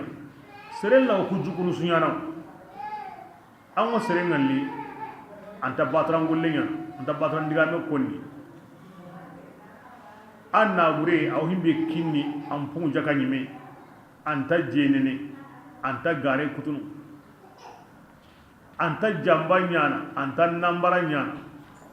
anta salli anga wali awno arjanna antarno arjanna kille makin firdausiya e salle bi islam wa anen gon digalla kay islam wa ngoma salle nga gebda kan kan yana islam wa ya fali yakun seren wonya aw salli anya aw garana anya aw jeni anya sawra aw sere akoni bire nan karan to salle ki kam ona mun yani o dikahiri wa yankini wa o salline ora buru islam nun kabun kan o tini mani awadu allah na mo be allah ra wani na kunu nga sere wona kesunga anta salline anda karoti ni mani o ni kahiri ni serinda yankini serinda salline ora buru ka nun kabun kan wadiga mun linda diga aw bini ibra sallim islam wa sallim islam wa ya sallim islam wa sallim ngana surwani la gara kota jukuru be akamunu go ken goni ti jukunyen la gara kota ajope ne mani sallim la gara kota kome hesende ara tirinde sege segende ajope ne sallim sallen ngana so wati kebe nga ina kiye kutunga aha yenda garanta gonda nambaranta gonda jine yendo ama sende kene wona kiye kinga kita nga sallen ngama so kiyenda ina kutuku yimi anani ama gara ama fayndi ama maganse hindi ama nambara nya ama jine yigarani sallen maso don kiyenda na kenyimi be qara khurusi awdo yungula nyabati kendi hinyum kola kendi salle يعني في الوسيلة لا تبرر الغاية ومن دسرين جكونا نصرو هي قورين هي سرين جكونا نصرو هي سوسرون لكن تسكيانا كوني مغري هم بيجاو جكون كانا كاني كينغو كم غيان كانا na amundu sirun jukun nan suro hi qoringen di qoringen nga kem mundu mogo ken koni mogo ken ta sikki anga worno homaga himbe anta sorno to nyima halle anga ne hosire mundu mogo mo anna mundu mo sire ngadi hom amundu hon suro mogo mo anta gemi anna mundu mo suro anta mundu mo suro jukun sure mundu ko maga hosire ni nga mundu de maga magi wara hodi na hokko ni da himbe kana ganta gem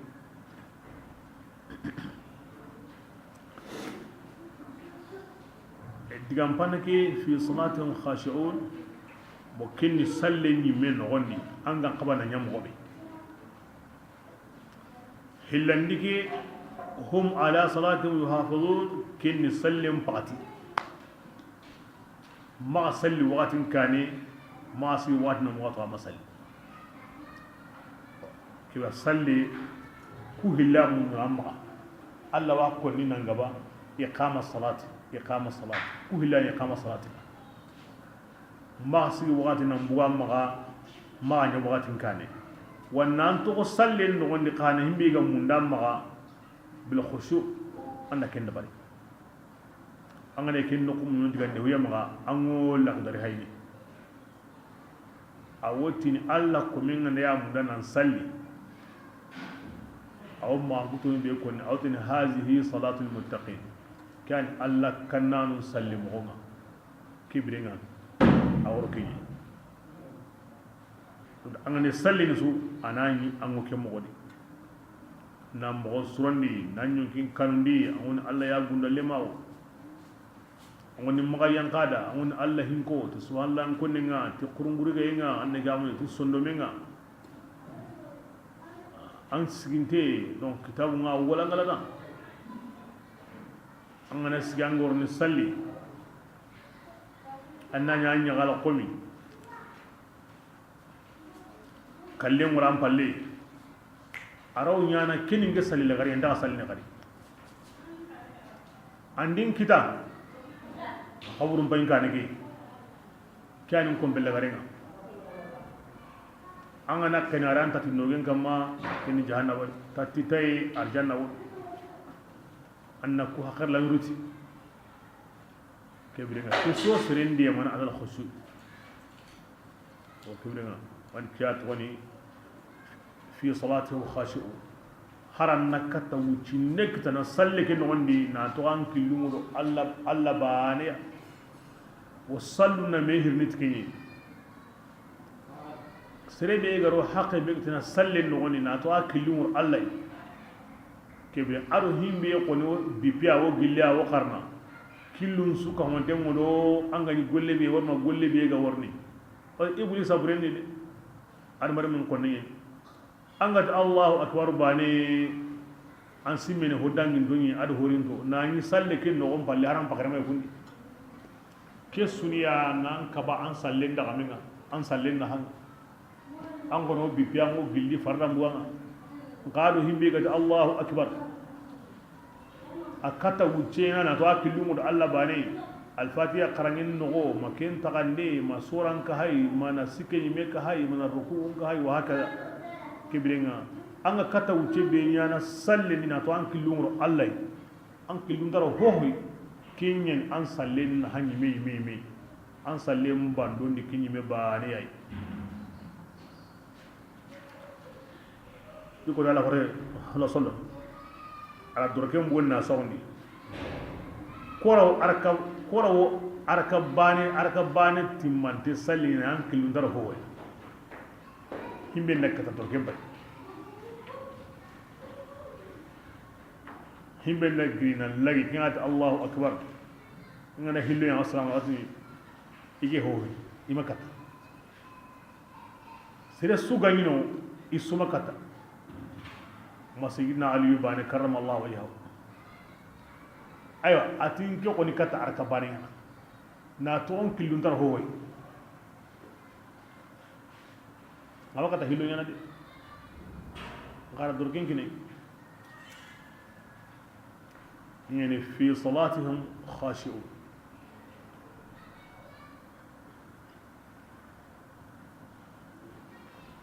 كومون تبانا دي كومون تبانا صلوا كل جاي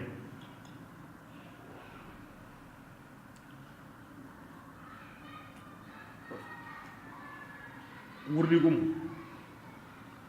آخرام وشمس رضي الله عنه السربي غنداي كي وردن متو nankara kamma atango digana minna firdaus munkirunun do shango jano konnu ima digami to iga maken koni ora kenya kira o tini dugul ahya tariqa ke tagantimu alal kitabi was sunnati tariqa ke tagantimu allati adu farentinya kam ginanga ma wurdi mutu wurdi wutanum tirndi wurdi shartinu salli ñan ko nanda wa manta ko nanda jaka ngo ko nanda wa anta ko nanda am pakere to duudi anna maga jeni aw ko nanda wa anta ko nanda am pakere to dunde nga gondi anna am pakere to lahidundi aw ko nanda wa anta ko nanda e allah tamwa ko tanganda kunya angorno firdausi shawati anda tampilu sikwa ko ke tamwadi ginde no kotana go no himmi gadi firdausi anna digal nga firdausi ala firdausi yani arjanna kallangi alla gara tamu be ko di serebe ganda bireken kama nan kara kama tamu diganan ashama tan ken tamu ko ni tenwa tampile do sikondi nan tlakare na tamu do sikotana kai ba digara tana ganda no himmi gadi firdausi anna digal nga kinyi na kempang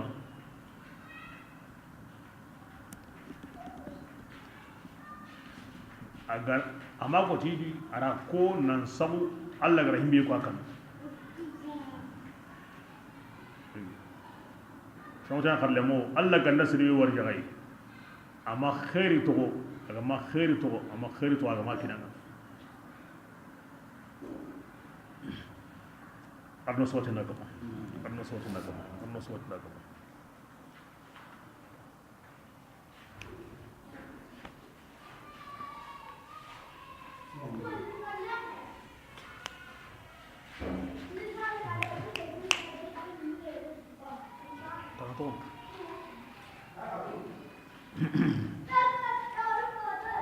بسم الله ولقد خلقنا الإنسان أقاد يوغتون غندغندي سرننا من سلالة بكا بوسي يندي إهاب آدم أو إهاب آدم هنا أراتغا باللي داتنا كم بالي أودا آدم رمم بنشمونيا ورا كون قبو مني إني ناورا سباتي دينغراي كما هون دني دي كني مني لينكا وقرار المكين سبحان الله لينكا ada marim min sugawno wo cebe galli Allah ra amo kenyana no sahandi birenta undi amo yigene no aw kenkene no aw nyagamin terne no aw watunu no aw sahana no ay me maga no nyalli no nyani honsuya no nyalli honsu kenya sawuni lemme ngana sare bane aw qarnu parce que ay me maga ibu khair nyal sisa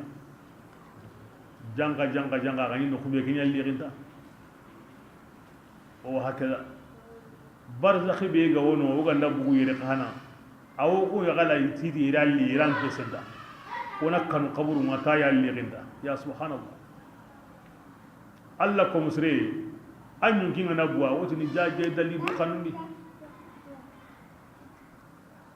ana yuru waye wari ana laghiya wari ana nema wari aw ko musre ngana bugu man on na lidunare de anga nyiga kanun ka galagari yana mobe Allah ko min ka kana bugu dunadi nan gallagara anyana ke mo nyadi tun jay dalidu kanundi manni ga mari hade qararul makki lenka ahin ka ba ko denye lemungo alamu berino kay hiqore bismillah ثم خلقنا النطفة kem balle wona mani ke taga nanya hori jongindenga ona awa hori jonginde ke taga nanya tien kondur haqiya ona tien kondur ke taga nanya kotunga ona kotu ko hedo hada tichienga ثم kem balle جعلناه ona kunchi taga خلقا tagandeya آخر. kingani tagande tane ona nyonkillar kem balle kamero tampille kota kinganda kiye bane kebla nyonki ngornadi qasum nagati abani bane sunya kendi kamero tampille kota ganda kiye bane kebre ngani nyonki ngornadi yugo ngene mo yagare ngene kemu nyana ken kota awar jaren war jagante walla kumante kemu nyana ken kota galama jige walla ulalingte ken kota nga ken suka mante malika Allah tirnini anda jabu be kine kunna gatri aw nyana kenji wa kenni kenye sade yugo nga ndayile ne mobe yagarenga ndayile ne mobe ayugo nga kebrenga sati bego Allah ma kinyande anta harare na bada war jaga be ga rando ren ken kota kinyande anta ile na bada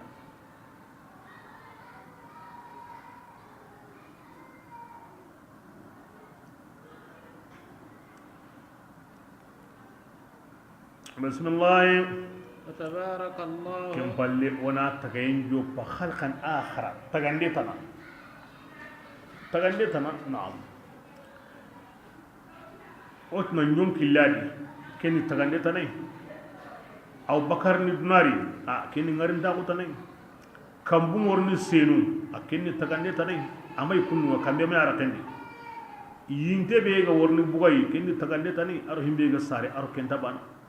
ana koro su tagande tan ana tabu ana kurumu ana tere sere ana tere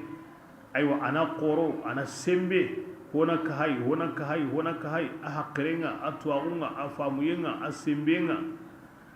aywa aha karunna honu ngari bo kebrenga keswani tagande tan aro kesunta baka iman woni kuso nyana Allah wa tagana dibate digana manta baka sera kille makni kintane ya Allah tuwan di wa tahsibu annaka jurmun saghirun wa fi kan tawal alam al akbar al marmi anki ngandu walli taga hotuguna ni ngatta ga honu benu gandaranga anyi me yagala nya ga gawiya ken su ko monte ngangen no woni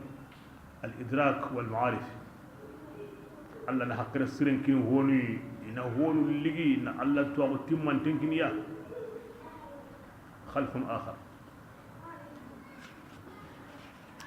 oy mi adi tisren ta tuni na nyime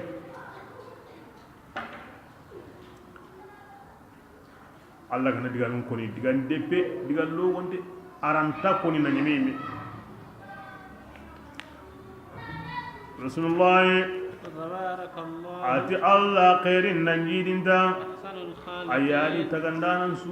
hutimantenga asu sirna yayi asu ثم ati ke tagandi suganda timme maninyana إنكم an kunga bada zalika ke tagandi su halle لميتون aga kallade wasi khalqan akhar timma inganda nyime naga sen tagandi nga warni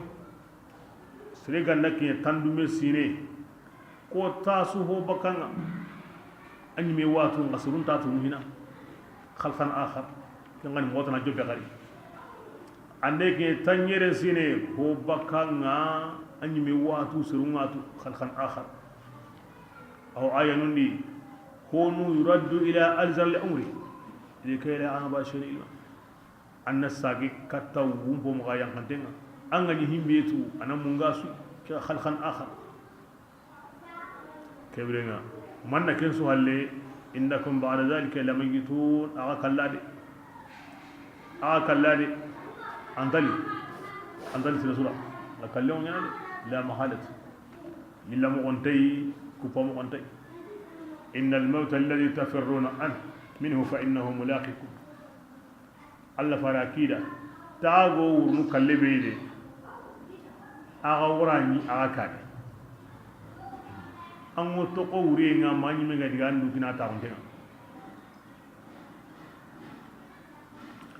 بسم الله ثم إنكم كلم فلي أنكم سجن قوتنا تبعون إيواغونديني عظيم نيمي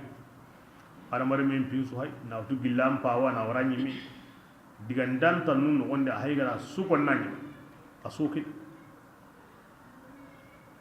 ولقد خلقنا الترتيب غريب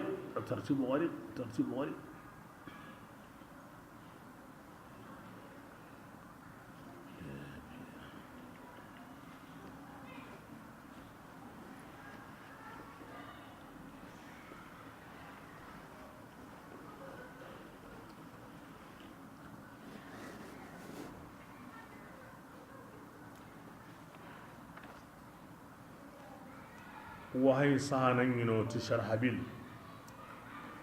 أي وهي صانا دو الله فارم بدي صانا دارون غبو مكان بغتي أكن تخيني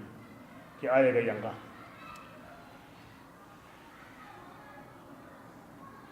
أنت لقد خلق الإنسان من سلالة من طين ثم جعلناه نطفة في قرار مكين ثم خلقنا النطفة علقة فخلقنا المضغة فخلقنا المضغة عظاما فكسونا العظام لحما ثم أنشأناه خلقا آخر أريقا نتغو فتبارك الله أحسن الخالقين الله فرنت أصح كيني أتي من قوسها باي واي ويا غني مي كذا أنا ولا إبليس أو حرامنا منودي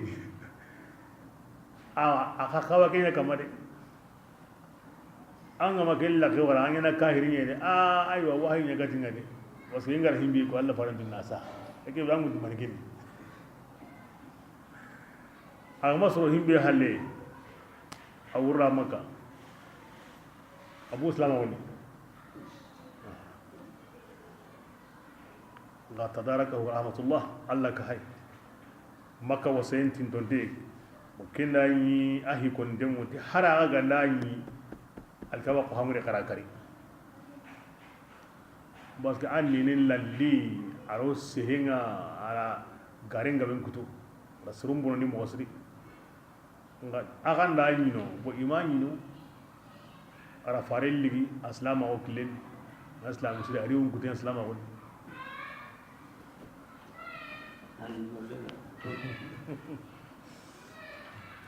sirem bon ndakoto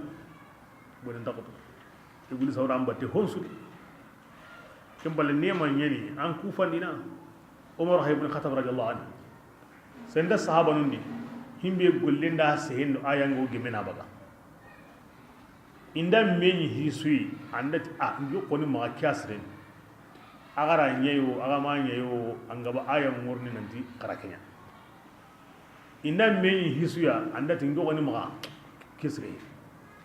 agara tono wa ama tono angaba di ayam murni aga himbe sre tasre anyana sahaban ko gabeda na kenya nga basu kabaran ku fandina Allah garin gem ni sababan a gorni himbe ko aren kallen gem ndai kinya mun damma ngange na digeda ngey me geni bisa gole ngem seren angrandu wori bane am pajum bono seren pa masurno katam la grandu wori ko men ngari du wori no ko be am pajum bono دائما أن الله وران في نسل نهينسو ساقن دكتاي إن أقول لك هي أنا ومتقصرين الله دون تكرا الأنانية ترك الأنانية بسم الله ولقد خلقنا 7 طرائق allati oku tagandi killu nyeriya فوقكم a kamundi yani aro kam kampatu nyeri manara ko tikille parce que malikanun kille nyeni kamuke aha iwadi ko iganta hodi nanti kicci kote wadi o tampi ngalli na bogo na karalla o ga wo killu suru kama mo bede kamuke ka no kusu digayen ya madenga kiniya anni da koy kemmo ora kintaga agaru kamunna وما كنا ogo tungamanya غافلين o manya munganu ya baka taga honu ngane taga honu benu ga wano wandi himminu ga wawure o ma mungi yede wala qara so bake way musku samaa taga ard o ma munga gayde o ma munga gay aga war jare mo kamun o wa kinna gay aljanna kamun ya waga kaneno kamen mo baka garo kamun naga wahay mo baka garo kamun naga malika qorunga garo kamun naga kebire oma munga gai kamun ni malikanun killunga taga honi benuga gore oma munga gai kini nyagali ya qore munyen taga honunda wurran taga honunda allah ti oma munga gai allah ma mungu komi kebire nga am hakhara tago yen nogondi am neman nogondi am khairin nogondi kebire komu o ma mungu allah allah ti ma mungu o ma mungu bismillah أنزلنا ماء o ko tunganda ji yang kanni bakata bullenni tilla nyirai أسكناه ona kenji tagunni munyendi tilla nyirai o ko tunganga o ko laniyani digay mo sumagandi ni bi tikenjiya kingana dakuna ka kari ki kan nemata nay kamme be ga worni bi qadarin onda nya mo yugodi aso halakini so hon mo bonno tagay mo bonno killu mo bonno be bi qadarin o wa kinna gay mo be ganta ga hajum bondi bi qadarin tindem pakatin ji aro sinu wakatin ji illun qoro wakatin ji illun qoro halle ji ji be go kage mbakiya jinu kusu intabana iri mo on tabana i huntun tabana ko tayni ko mullenni ko namanintenni ko hunjem barakatenni ko kallen naganendi ho hunjem ko oji hunjem misani hange be ga worna di na kutukutu indabani bi qadar ago gemmeti wakati ngam mo be o jillitini kem mo di aganta ga torun mo be o kelliti o ke neman tunu toran ngande to ko nyana jingana burunde nga tabe on tam mungune ke sine ji alla ni kata sunyana kundu gaw kinyana puru ogo sine haqqe bena newendo lahiyani wana kinni mantu tiken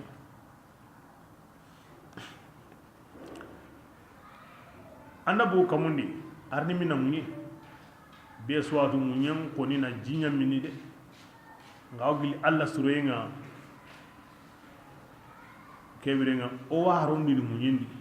wa tawon munyin gede lambundo hangu jinnan taqidi alla ne manyen kembale munyan ko tabi'ana jimmine nga kunno kunu jinga kino bani ara qasu li sikina ngad karagena antamini kebira ana sai ko kani ko taga honu kani andal lumida kamun kallentar andal lumida himbe go sai ni munyen do ma ira so digana kindi maninyana fatamutu ma'a dawabukum atsha dakku naga daga dabanu sukari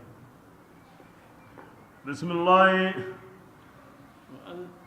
فأسكناه فأنشأنا جنات جنات أغتون كان ناغو نتغين جوبا أنغو آدم ورمو دنغاني تناغو أواتجيكيا من نخيل جل تمر ناغونا أو عنب ناغونا لكم فواكه يترنغ بوان كندغاني فيها ناغوني أنغا وكوهليا وقونا كوهلي كوني مني سابورا وغاتي سو كورونا غا ينغان نقوبي عربونو إنا كوهلياتو مغسري إبرادون بوغابيني تمرونا imini jilingen poga benni ina bunga reze na amunyon ko na jinkun na yana hollu ngoni nami bo kiya sawuni ago ko ni nangaba adu lemburu kempal na on po on daga bay wa minha taakuluna awayu wonu nyigana mullendi ar kunendi ar kempa ni manga mullendi hono limu kunendi hono limu wakati su itire men gono kem pakatin o duro ndato bismillah shajaratan aw gil alla neman ora yite qasen tinda ga dangane yite ke obaka gilli gide barikantenga tambutu ke yite awo senundini aywa titenga wasmu'in ado gara lilakilin yiga nundangani kin maniya aywa umati takhruju min tur sina wa kin zeytun allara togon kon no kuddantan no kuso anda koni awati gana da zeytun ite barkan dingin allara togon ko qur'ana disu ana atigana ana khairinya konni ana nahanya konni o kebrenga aga senu no ko hanabe ada ga ngaban no ko be ina duna no kunsuya akenni ke dingire zeytun wotin ayan kasa ayana wun kitana dina yitensu wotini awo wudunu sikki sine brene wotini nuhu tufanan gari hogo munyen kamma hungarinte hari yito asukara parce que jinda kasu tumunya munyen kamma hon sukara jinga yanga hanabe ga sinu kini zeytuni kin onat kin ayan duna yiti hananga Allah na ko qur'ana ni na attempi koni atege awarna ko ayata nadi na ma an kuton koni Allah nur samawati wal ardi awam on koni kin attinya sanda tesu ya mutlaqan tebe gan sanda tesu dari yendi yiga yendi na kumudi nan na hetai ko honta halle kin zeytun tin ayan sanda su asbul lil akilin o kin tengol lenga na nya garanga anna luqman suwari na yiga asbul lil akilin anna ro yo kendi na sorndi tay kin tengol lenga kemballe yo kemo bini sorndi homo bini bismillah وإن في الأنعام وإن لعبرة أتي تغسي قوله أنكو آدم مدغني كارا هلمو قد سكو جغي ناني قمي أتغسي كان قيد سيمه قوي وغدا أنا دي هاي أو الله غنتي تغسي أنا تغسي يمو أنا كلا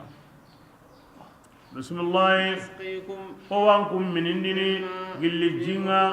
جيبي بكا إن غندي سكوندو جغي نانو نغمين نغندي وغا أغوامني أورو مني قتي ولكم منافع ناغبي وانكم دغني ايوا كوكارا هولموني يغبني دي يرمين باي ينتم باي يچيم باي اوا دلنجي يمرم باي كنن قطاسو ومنها تاكلون او ينكو دابنو يا وعلى وتحملون او لكم وتنو عليها كدابنو قورنا او لكم وتنو هورين قليل ولقد أرسلنا أباجي أقوتم كان نو فارناه كاتي سرما نوتي يا أنسرو قر الله باينا ودي أمن يقل كمني أنكن دغني كنغن الله تناي يلي أغنت كنك الله ناتنا بطوا جمع ورغن تنتي كن يمني إيا كابراو قل نو سرما إذا نو منيا ما أغنت حتى غنكي أغن مينيني يريد كنه وكل أمرنو إني دو حسو أغي كينا نغرا دوران توغو سغية تيني هاري كناكي بسم الله إذا الله غنى أيوا أخينوتي تنم مغبتي أني مالكانو ينقنديني أما يعنينا أمي سري أوا ماتو أوا هبتو okuma mugi tigidigami mi alla bane oma kemme mu ha hananunga iwotin alla wono ka won kan ko na gai nga alla bane hotana mu ago oma kemme mu ha bari in huwa inati nuhu manya maganta yugo turunya na dide adu jinna nyana do ma akharun timande فتربصوا نعم كبرنا إناتي قطان جني تنويا كتاب لغا كرا كني لكياي ora mo ha bani undira mo kisbani undira mo khogoni kike yugo woyre kundu kebrenga keni likya yo maga asante naam ila ton koni nu ho wara laqadi e kun wara laqadi kebrenga turun denga wenni de turun denga wenni e kuti alla bane aywa abane mbati ku ka kallengo mo be agabi ngena kuma daiman yo alla an min munda ki farun da bini katta turunga na sabu i hakarlando i magan kutondi golle ado ku gawo mo be an wotu ni ke turun dengi har hinna lenki ke magan kuto wona ando siro sire ganda hakarlai anan da mi katta turunga bismillah qala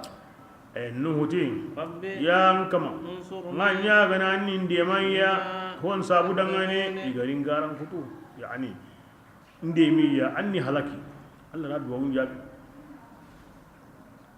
أوحينا allati ogu farina gun katanu ya kwayo farina gun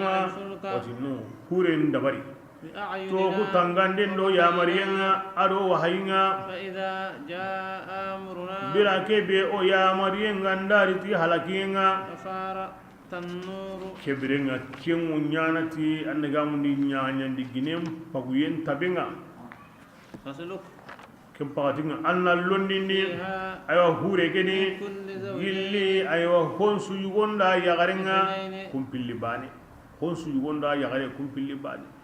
ara witen tutu kamesine na hure ndabari kamesine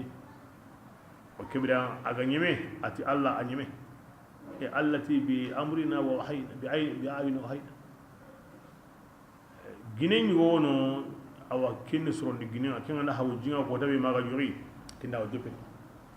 wala sanku nan dangi on ta gilondi ati kinga na yawa tikebe kem pakati asigira o hon su qini katanga anga yugonda yagare kumpilli baane kumutu kutuna dangi awi kitenga la tayi mo yorno yugo manga no yono yagare manga kungorno huri ni kutu dangi honsu bismillah wa ahlaka annan dun kunun qarundi إلا ma ganda an dun gembe yangan qata inse nga wajibi ken kamma an dun konundi an yakke alle mbane kanana amma alle yun sike kundi kagumu kabira kumutu sama adu hama adu yafi allati ayabandi wama amana ma'ahu illa qalil nuhu sere ke wuce gabe igabe hede igabo en kemba honna janne kamuni tan nyere ado soro seki kimbale honu ti hari matamu baga bismillah ولا تخاطبني ati nuhu anga na kinya hinga na timme wat kebe golle ki ganda jope anyi matini halaki nam ma hari ka tagana to kahiri ma alla garin nan pin ya ni se halle ma ode الذين yemun kisi yemun yendi ga kafira ode ma tinni to no de nuhu إنهم annatu isu ko mandenga iwoto ko jinyare de hure ngone ga dabari no hobe ken wurani jinyali ne daba no benu ga dangi o adamarum be go honsu aso to ko jige honsu mo raqun honsu jinse ge honsu kamundi honsu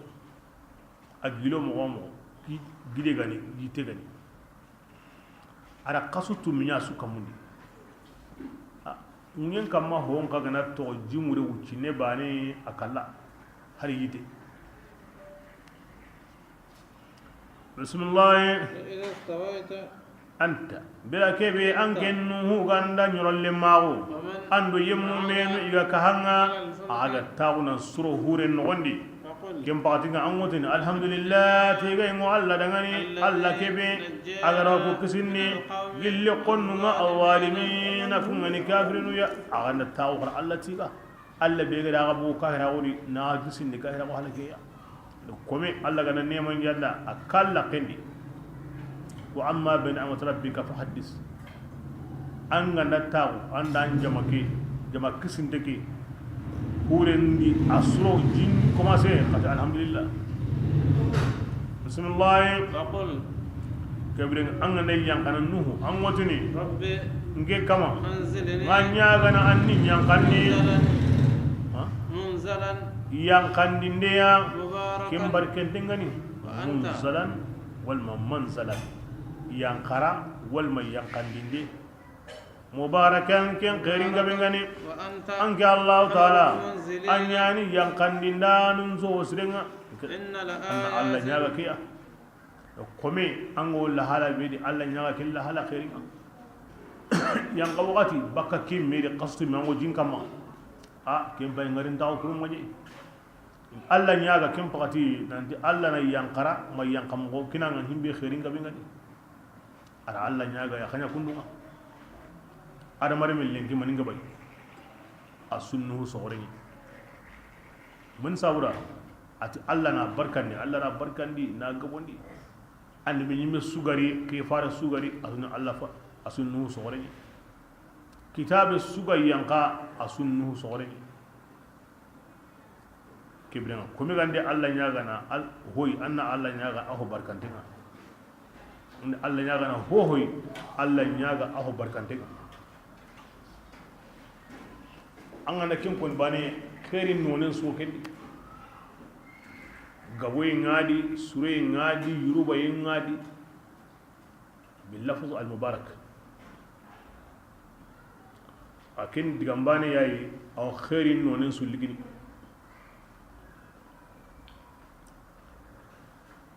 sere ganna diga noko anta sere tu nokube anga worno dibedi anta mogotu de bebe kebrenga ara wo gemme anna Allah nyaga tike aye munasaba ni ango la hala bedi arki la hala wo gemme anna Allah nyaga tike aye Allah nganyaga anni nyankandi yankarai manni nyankandi yankamogo ya mbi khairinga mengani angibadi ango gemme sawaba baqi faruqu albimuku Allah gana jarabe be kiniya kim pakatinga gana duwa be wari rakandi ame garan ka tasu duwa unda ko to kinga am bagda to kindi kim pakati anna kin goni bismillah anta anke Allah taala المنزلين anyani yankandi ndanun su hosrenga إن لآيات anna tu kay gabe o Fi dhalika. ko komponuri nu hurikil hala ado kay nu ko halaki ki kene kay hore de ke sey dantal nu ke wucce qore kan tubi himminu ga worni kisi kunyan to kedi konsu yu wonda ya gare na liyan kanan barke nan gabo na boten su haga na nyako ho ga manya hina gunnen su hagu kari itendire menga jinu mo ngaru to mo almare mo no kunsu anga diga no ko no ko bote boteri diga na ma khoro on wara mo nyini no sappe jinda ne bungen kama anna ho ni no sen kullen kama ngari ta won tanu anna ho ni no giden kama anna ho ni no anga diga no ko no i diga kammo ko ni warano ko ni kiyano subhanallah bismillah إن كنا oku tunkanya مبتلين onya jara bindanu indi kinno ku gollenga oku jara bindanu inde ora nuhu jarabi ni wure baga o kebirenga kemwani oku gollenga ni jara bindinga ona ko mun jarabina de bismillah ثم atikem balle أنشأنا قرنا o kura jamandun konun senti no hoserum palle kungani jamandun konun tanai jamandun ken mani qarne kamesine gabe ora ken senti no dangi halle allah yimi halle senda damatu farsalna rasulan ga ogutun ganda harqi من في aywa qarne sudi منهم i meyugo qarne su haren nari ana kurman ka hunde nyayda ngam manni i meyu wani de malikan pede jinnan pede i mego himbe mati wa hawatu anyana kini أن hare kina ti dangani kada Allah bani nawo amanya gilli kamane an gundangani kingani Allah tanai أفلا yalli an kunta kanna Allah aganda tanabatu haru su diga min dikai Allah bani nawo وقال الملأ كنا يوغات بي جماهور انت النجي اللي كم بارسرنا قول يمني كفروا إيجا كافرون إيجا غارنقدون إلا غرا جمال لما هما أوانين أكوي ماني نيمان دي نارين داون دي الدنيا كن دي بيغني إناتي كي هارمانيا ما غاندا هاتي غانجي أغا مينياني أو يغني يغا همبي أغا يغني جلقنا أو مني همبي أغا كم مني إنا كابون إن أطاعتم بشرا إن تيميدا والله يغند التوكيدو سريا أغا من سري أغا يغون نمبانا أغا من هون نمبانا أغا واتو كم بغدنا أنكو كم بغدنا أنكو نياتوني كسارانتو إن ميبو دين قواني تيكاي من نيغو دوغينادا من فسمون تاونا دين كما أو سنا هوباني كاي وانا هوباني كامل ngatu abintu nga matu nga hawatu le mingen ko ni ngene ndirani mpawadi alla na ken ki xammo ina me budden ko won tige na bani na on kanda e alla hare ini to on ka bangade ini to on ka bang alla hare kin ko mo xore ka bangade bismillah ya'idukum awu iwotini meda yalli awankum babana nandi ankunga bila ke be aganda kara aganya sejuranga ado qotunga di ankunga mukhrajuna ankun nibaka hori iwotini kellatu hakarenga ko dangani tuaduna igara kinyi nan kinanga ina kya konni meda Allah fare kindi an kasunye de an surungo kembe konni de asum mendangi isondo muso amba nanti awanda kara nan yakko tindo sejuranga tawo wundini anta kya ko nara na kan mitike killatu hakaranga de akaren takis famun hakaran dage famun bismillah in hiya inati qari ngarin da ummanya maganda ngarin da ummi kinani duna kalleke o hay himbedi kebrenga kinyeni o namudum o kalla kebirenga o ngarni yani angana kara angana lemmeto kebirenga ambri anime nandi anime o gilli qari kempede wal makato blagari kingen kalleki o gari dunadi kempa ngar ndawbe ina mi hakrem bon nitu gudgamu ya wama nahanu amma o kemmanya nanto ganda karabaka yi oy me wundini tikempede in huwa inati hare manya ma ganta yugo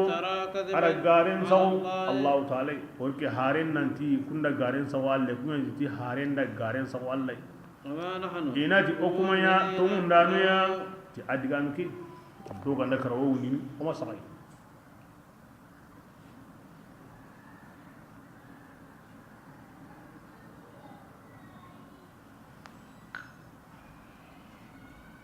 بسم الله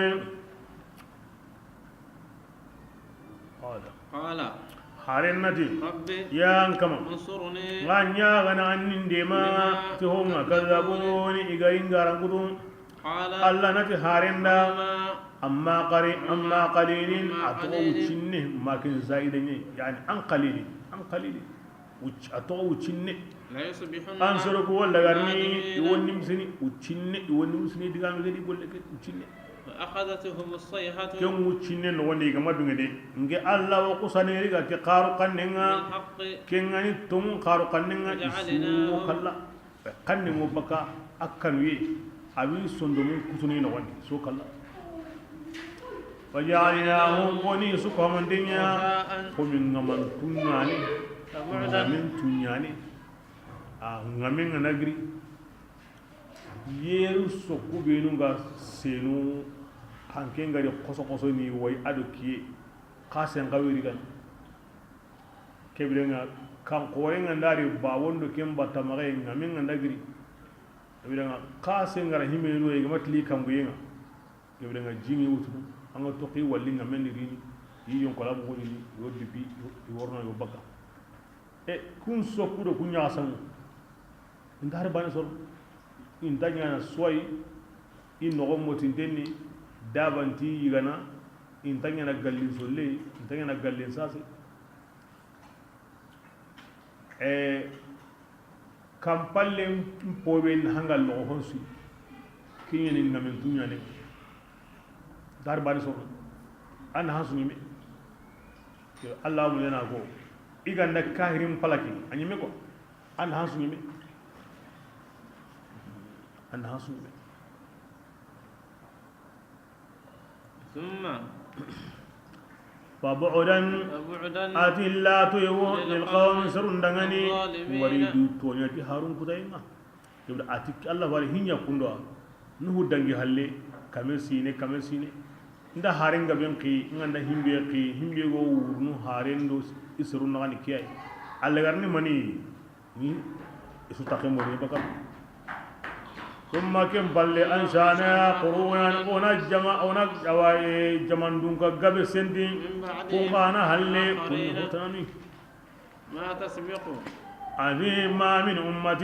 أمنا قلي أو أمنا قلي جماسيا كونغا سامني إساتين يعني وما هو خلق هنا ناتو السامي يواتو كنتنا وما يستاخرون إن تدعون غني ننتي ندكي خاو دنگنيا أي كم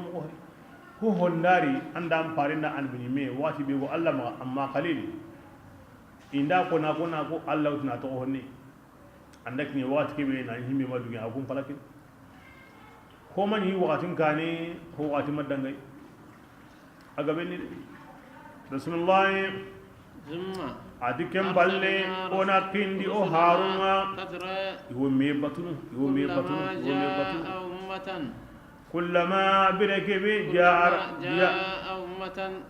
kullama birakabe jaa rasuluha ummatan aw harin dari jamanga ummatan jaa rasuluha ummatan jaa kin filum madinga rasul kin failuma ummatan maf'uluma جاء رسولها أمة برسو هارين داري جمعنا كذبوا كبرنا إنا هاركي غاران كتو فاتبعنا أقوى تنغان غنا بطني إيوان ما هلكي يويا أنا برا ونام فلكي كنداري كند برا وني هلكي كنداري كند برا وني هلكي wana halaki yemmo kunya danga manuma atilla to yemmo so danga ni la yuminuna kuma dato ndi hala akim odi ya saw an min qifari serenta haqqatu illa Allah fil haqiqa wodni kamero tambille wudun nadi fil haqiqa ngana qur'ana diga ngam kon mo fay serenta haqqatu duna wum pakke serenta to serenta haqqatu angana ki aya hay aya ni wodangi kona hakat ansha'na quruna thumma ansha'na quruna alakin ko tamanni aywa arsalna rusula tatira kullama jaa ummatu rasula kazzabu fa atba'ana ba'dhum ba'dan akona hakat ala ko aya bani ori yonu kisan karan kam o mu yonu kisan karan konta Allah kifarun pakentu magantai wadna wum pakasan dah kan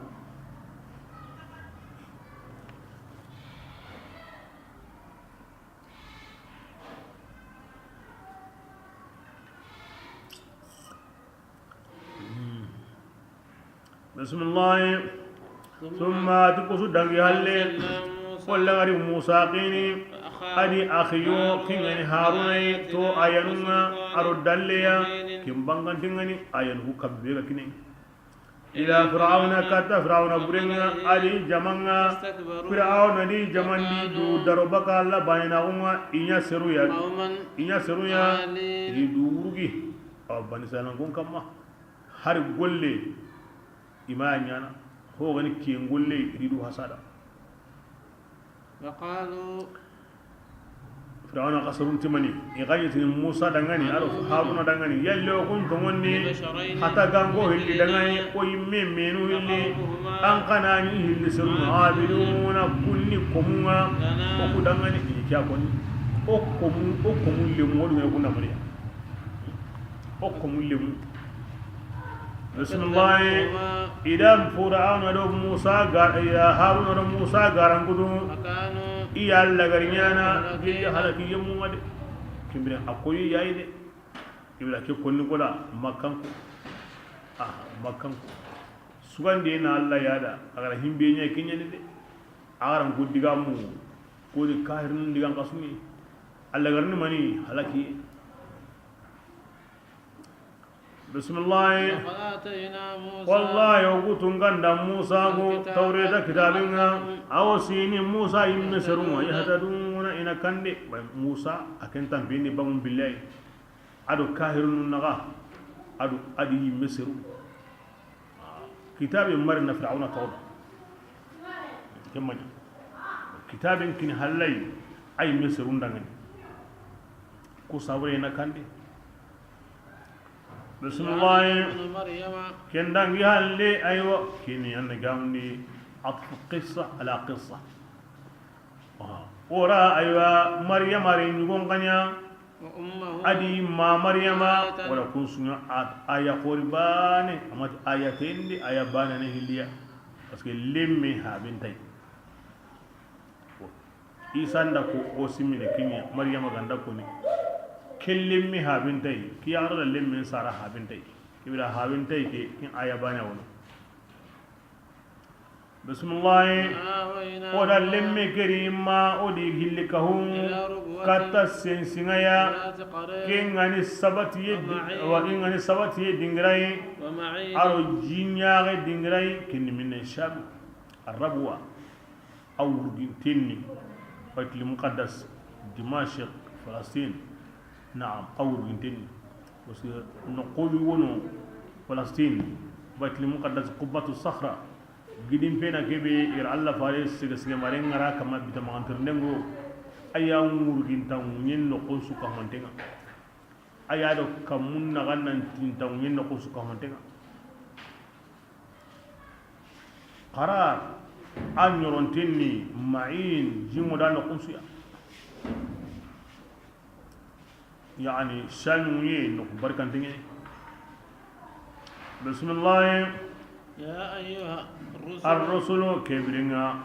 هاو بينو غدانغي ناوتو جلينو هيا نالي موسى دو عيسى منين كوني سوكو مانتندا منين كوني سوكو مانتندا كبرنا اورنا مني o harni himbe ko anda Allah fare ke men koni asuko mantenda ibrenga na halali niga na golle sirenya aywa kebiringa anna gamundi awa nkiwo himmo gontude kebira kyan kona suda diya harugo kulu an kunnan yige gilli halalinga agan golle mbosirenga ngi Allah taala ngeni tuwananga tuhonga wo ken gollini wa kebiringa na Allah farin qas halimma o tikiya nan di kyan ko ni besura ken mureni nasara modu numbe nunga wono kunga wotini anna maga yari anna maga tiyiga anna maga sawtere kama anna maga aywa anna gamni yirameron di himbe ne mantengani ke wona sawi nan kin Allah kibrenga tikendi ga mi to ngidi Allah makenki ade Allah gara himbe ko harin suda halali yigai na Allah batu halalin ngandai honne mantinga irame min ho yiga ho mannan ka bane aya murna kundangani ti arhabaniya imana joppa kuma wajibin di kamade imana joppa la himinu gara joppa ka kuma joppa hubre saburade kala gari qalibuna Allah ti harunda in golli kebre o kutunga sakema diga komenda de sakema diga Allah ti iketi harun sura ka golli halalin mundi ngal golli o golliya ken sunu golli sirama am pala lengo kitine hohodi an kallen so ganyewa jagunde nyeniwa marande nyeniwa ho gani halalin mundi ngal golle burentano golle ngana burengana angorno joga yiri na bundi wa anna sunguti nya qorno wa anna kummenya sono wa ay amri dinawa ammosin dinawa anda ganin dinawa ante huginginawa golli burentano golli ma yangane ndana golli nyangana ma yangate nyawno ar golli nyangana buri lebundo huburenya ko nyambala ko kangara ho honya alla dumu dingo ta nyenga kenti gantenni awru gantenni asre wadi alla dumu dingo ta nyenga baslam na galen gollin su kama diganda alla di ta'awanu al birri wat taqwa ramedi mati mani husri alla kannengo himbe abaga medi ma huburinga aro alla surengo himbe alla fi ba'd di bareniga kendi maga mara tinga gagana ayiganu maga diga golli no ko bonno ko be di baren shenya golli maga dolomini maga dabari na gaga minanu maga an kalwe dolominanu maga mobilin dolo dabara nunga igo dolo musnari na kini kiyanu maga nya ashoferinga maga golli dolo izininga ngenta sigarti min anga gagan amma min hasa ila ho gani harami ya Allah gara haramundi kebiyan ngenta ayigana mi an golli no maganta jiba nyige ngo diga nanda wakati be kini fekk ko diga no jiba nyige ngo diga nanda anga makke gollenya ango no kube ango jiba nyiga na bo kem pakati Allah golle kinyana na goren mutu na halala ko mata kembe nani amakni kendi ma nya ngure mundi moy ma nya ngure mundi wati golli guren tano gulena guren ngano odo fil halal wal hilli wo digante ndi amma ho haram jongo ni koringa nya mo anda kenye ndiga nanda mati an koringa ndake jiba yige ngati nga maro digim barem gollen diere nga maro koncin gollen diere mu jiba nya yiga na kempalen tarta na yiga o kem pakati an worno na an gurel liga na halal ko ko nyang mala ma ko sata Allah ti harun nan golliya golle sire bismillah أن هذه qaratu ke islam on jama islam on dinake أمتكم yani aga dinan ade ya mukhatibun yani ko nan kumbe da Allah farin nyumatunu aga dinan to gon islam o wajibi ni aga nyakinya kama ummatun ken jamai jamabani وأنا ربكم Allah ne aga kamanga kin kharaga du mo tinga de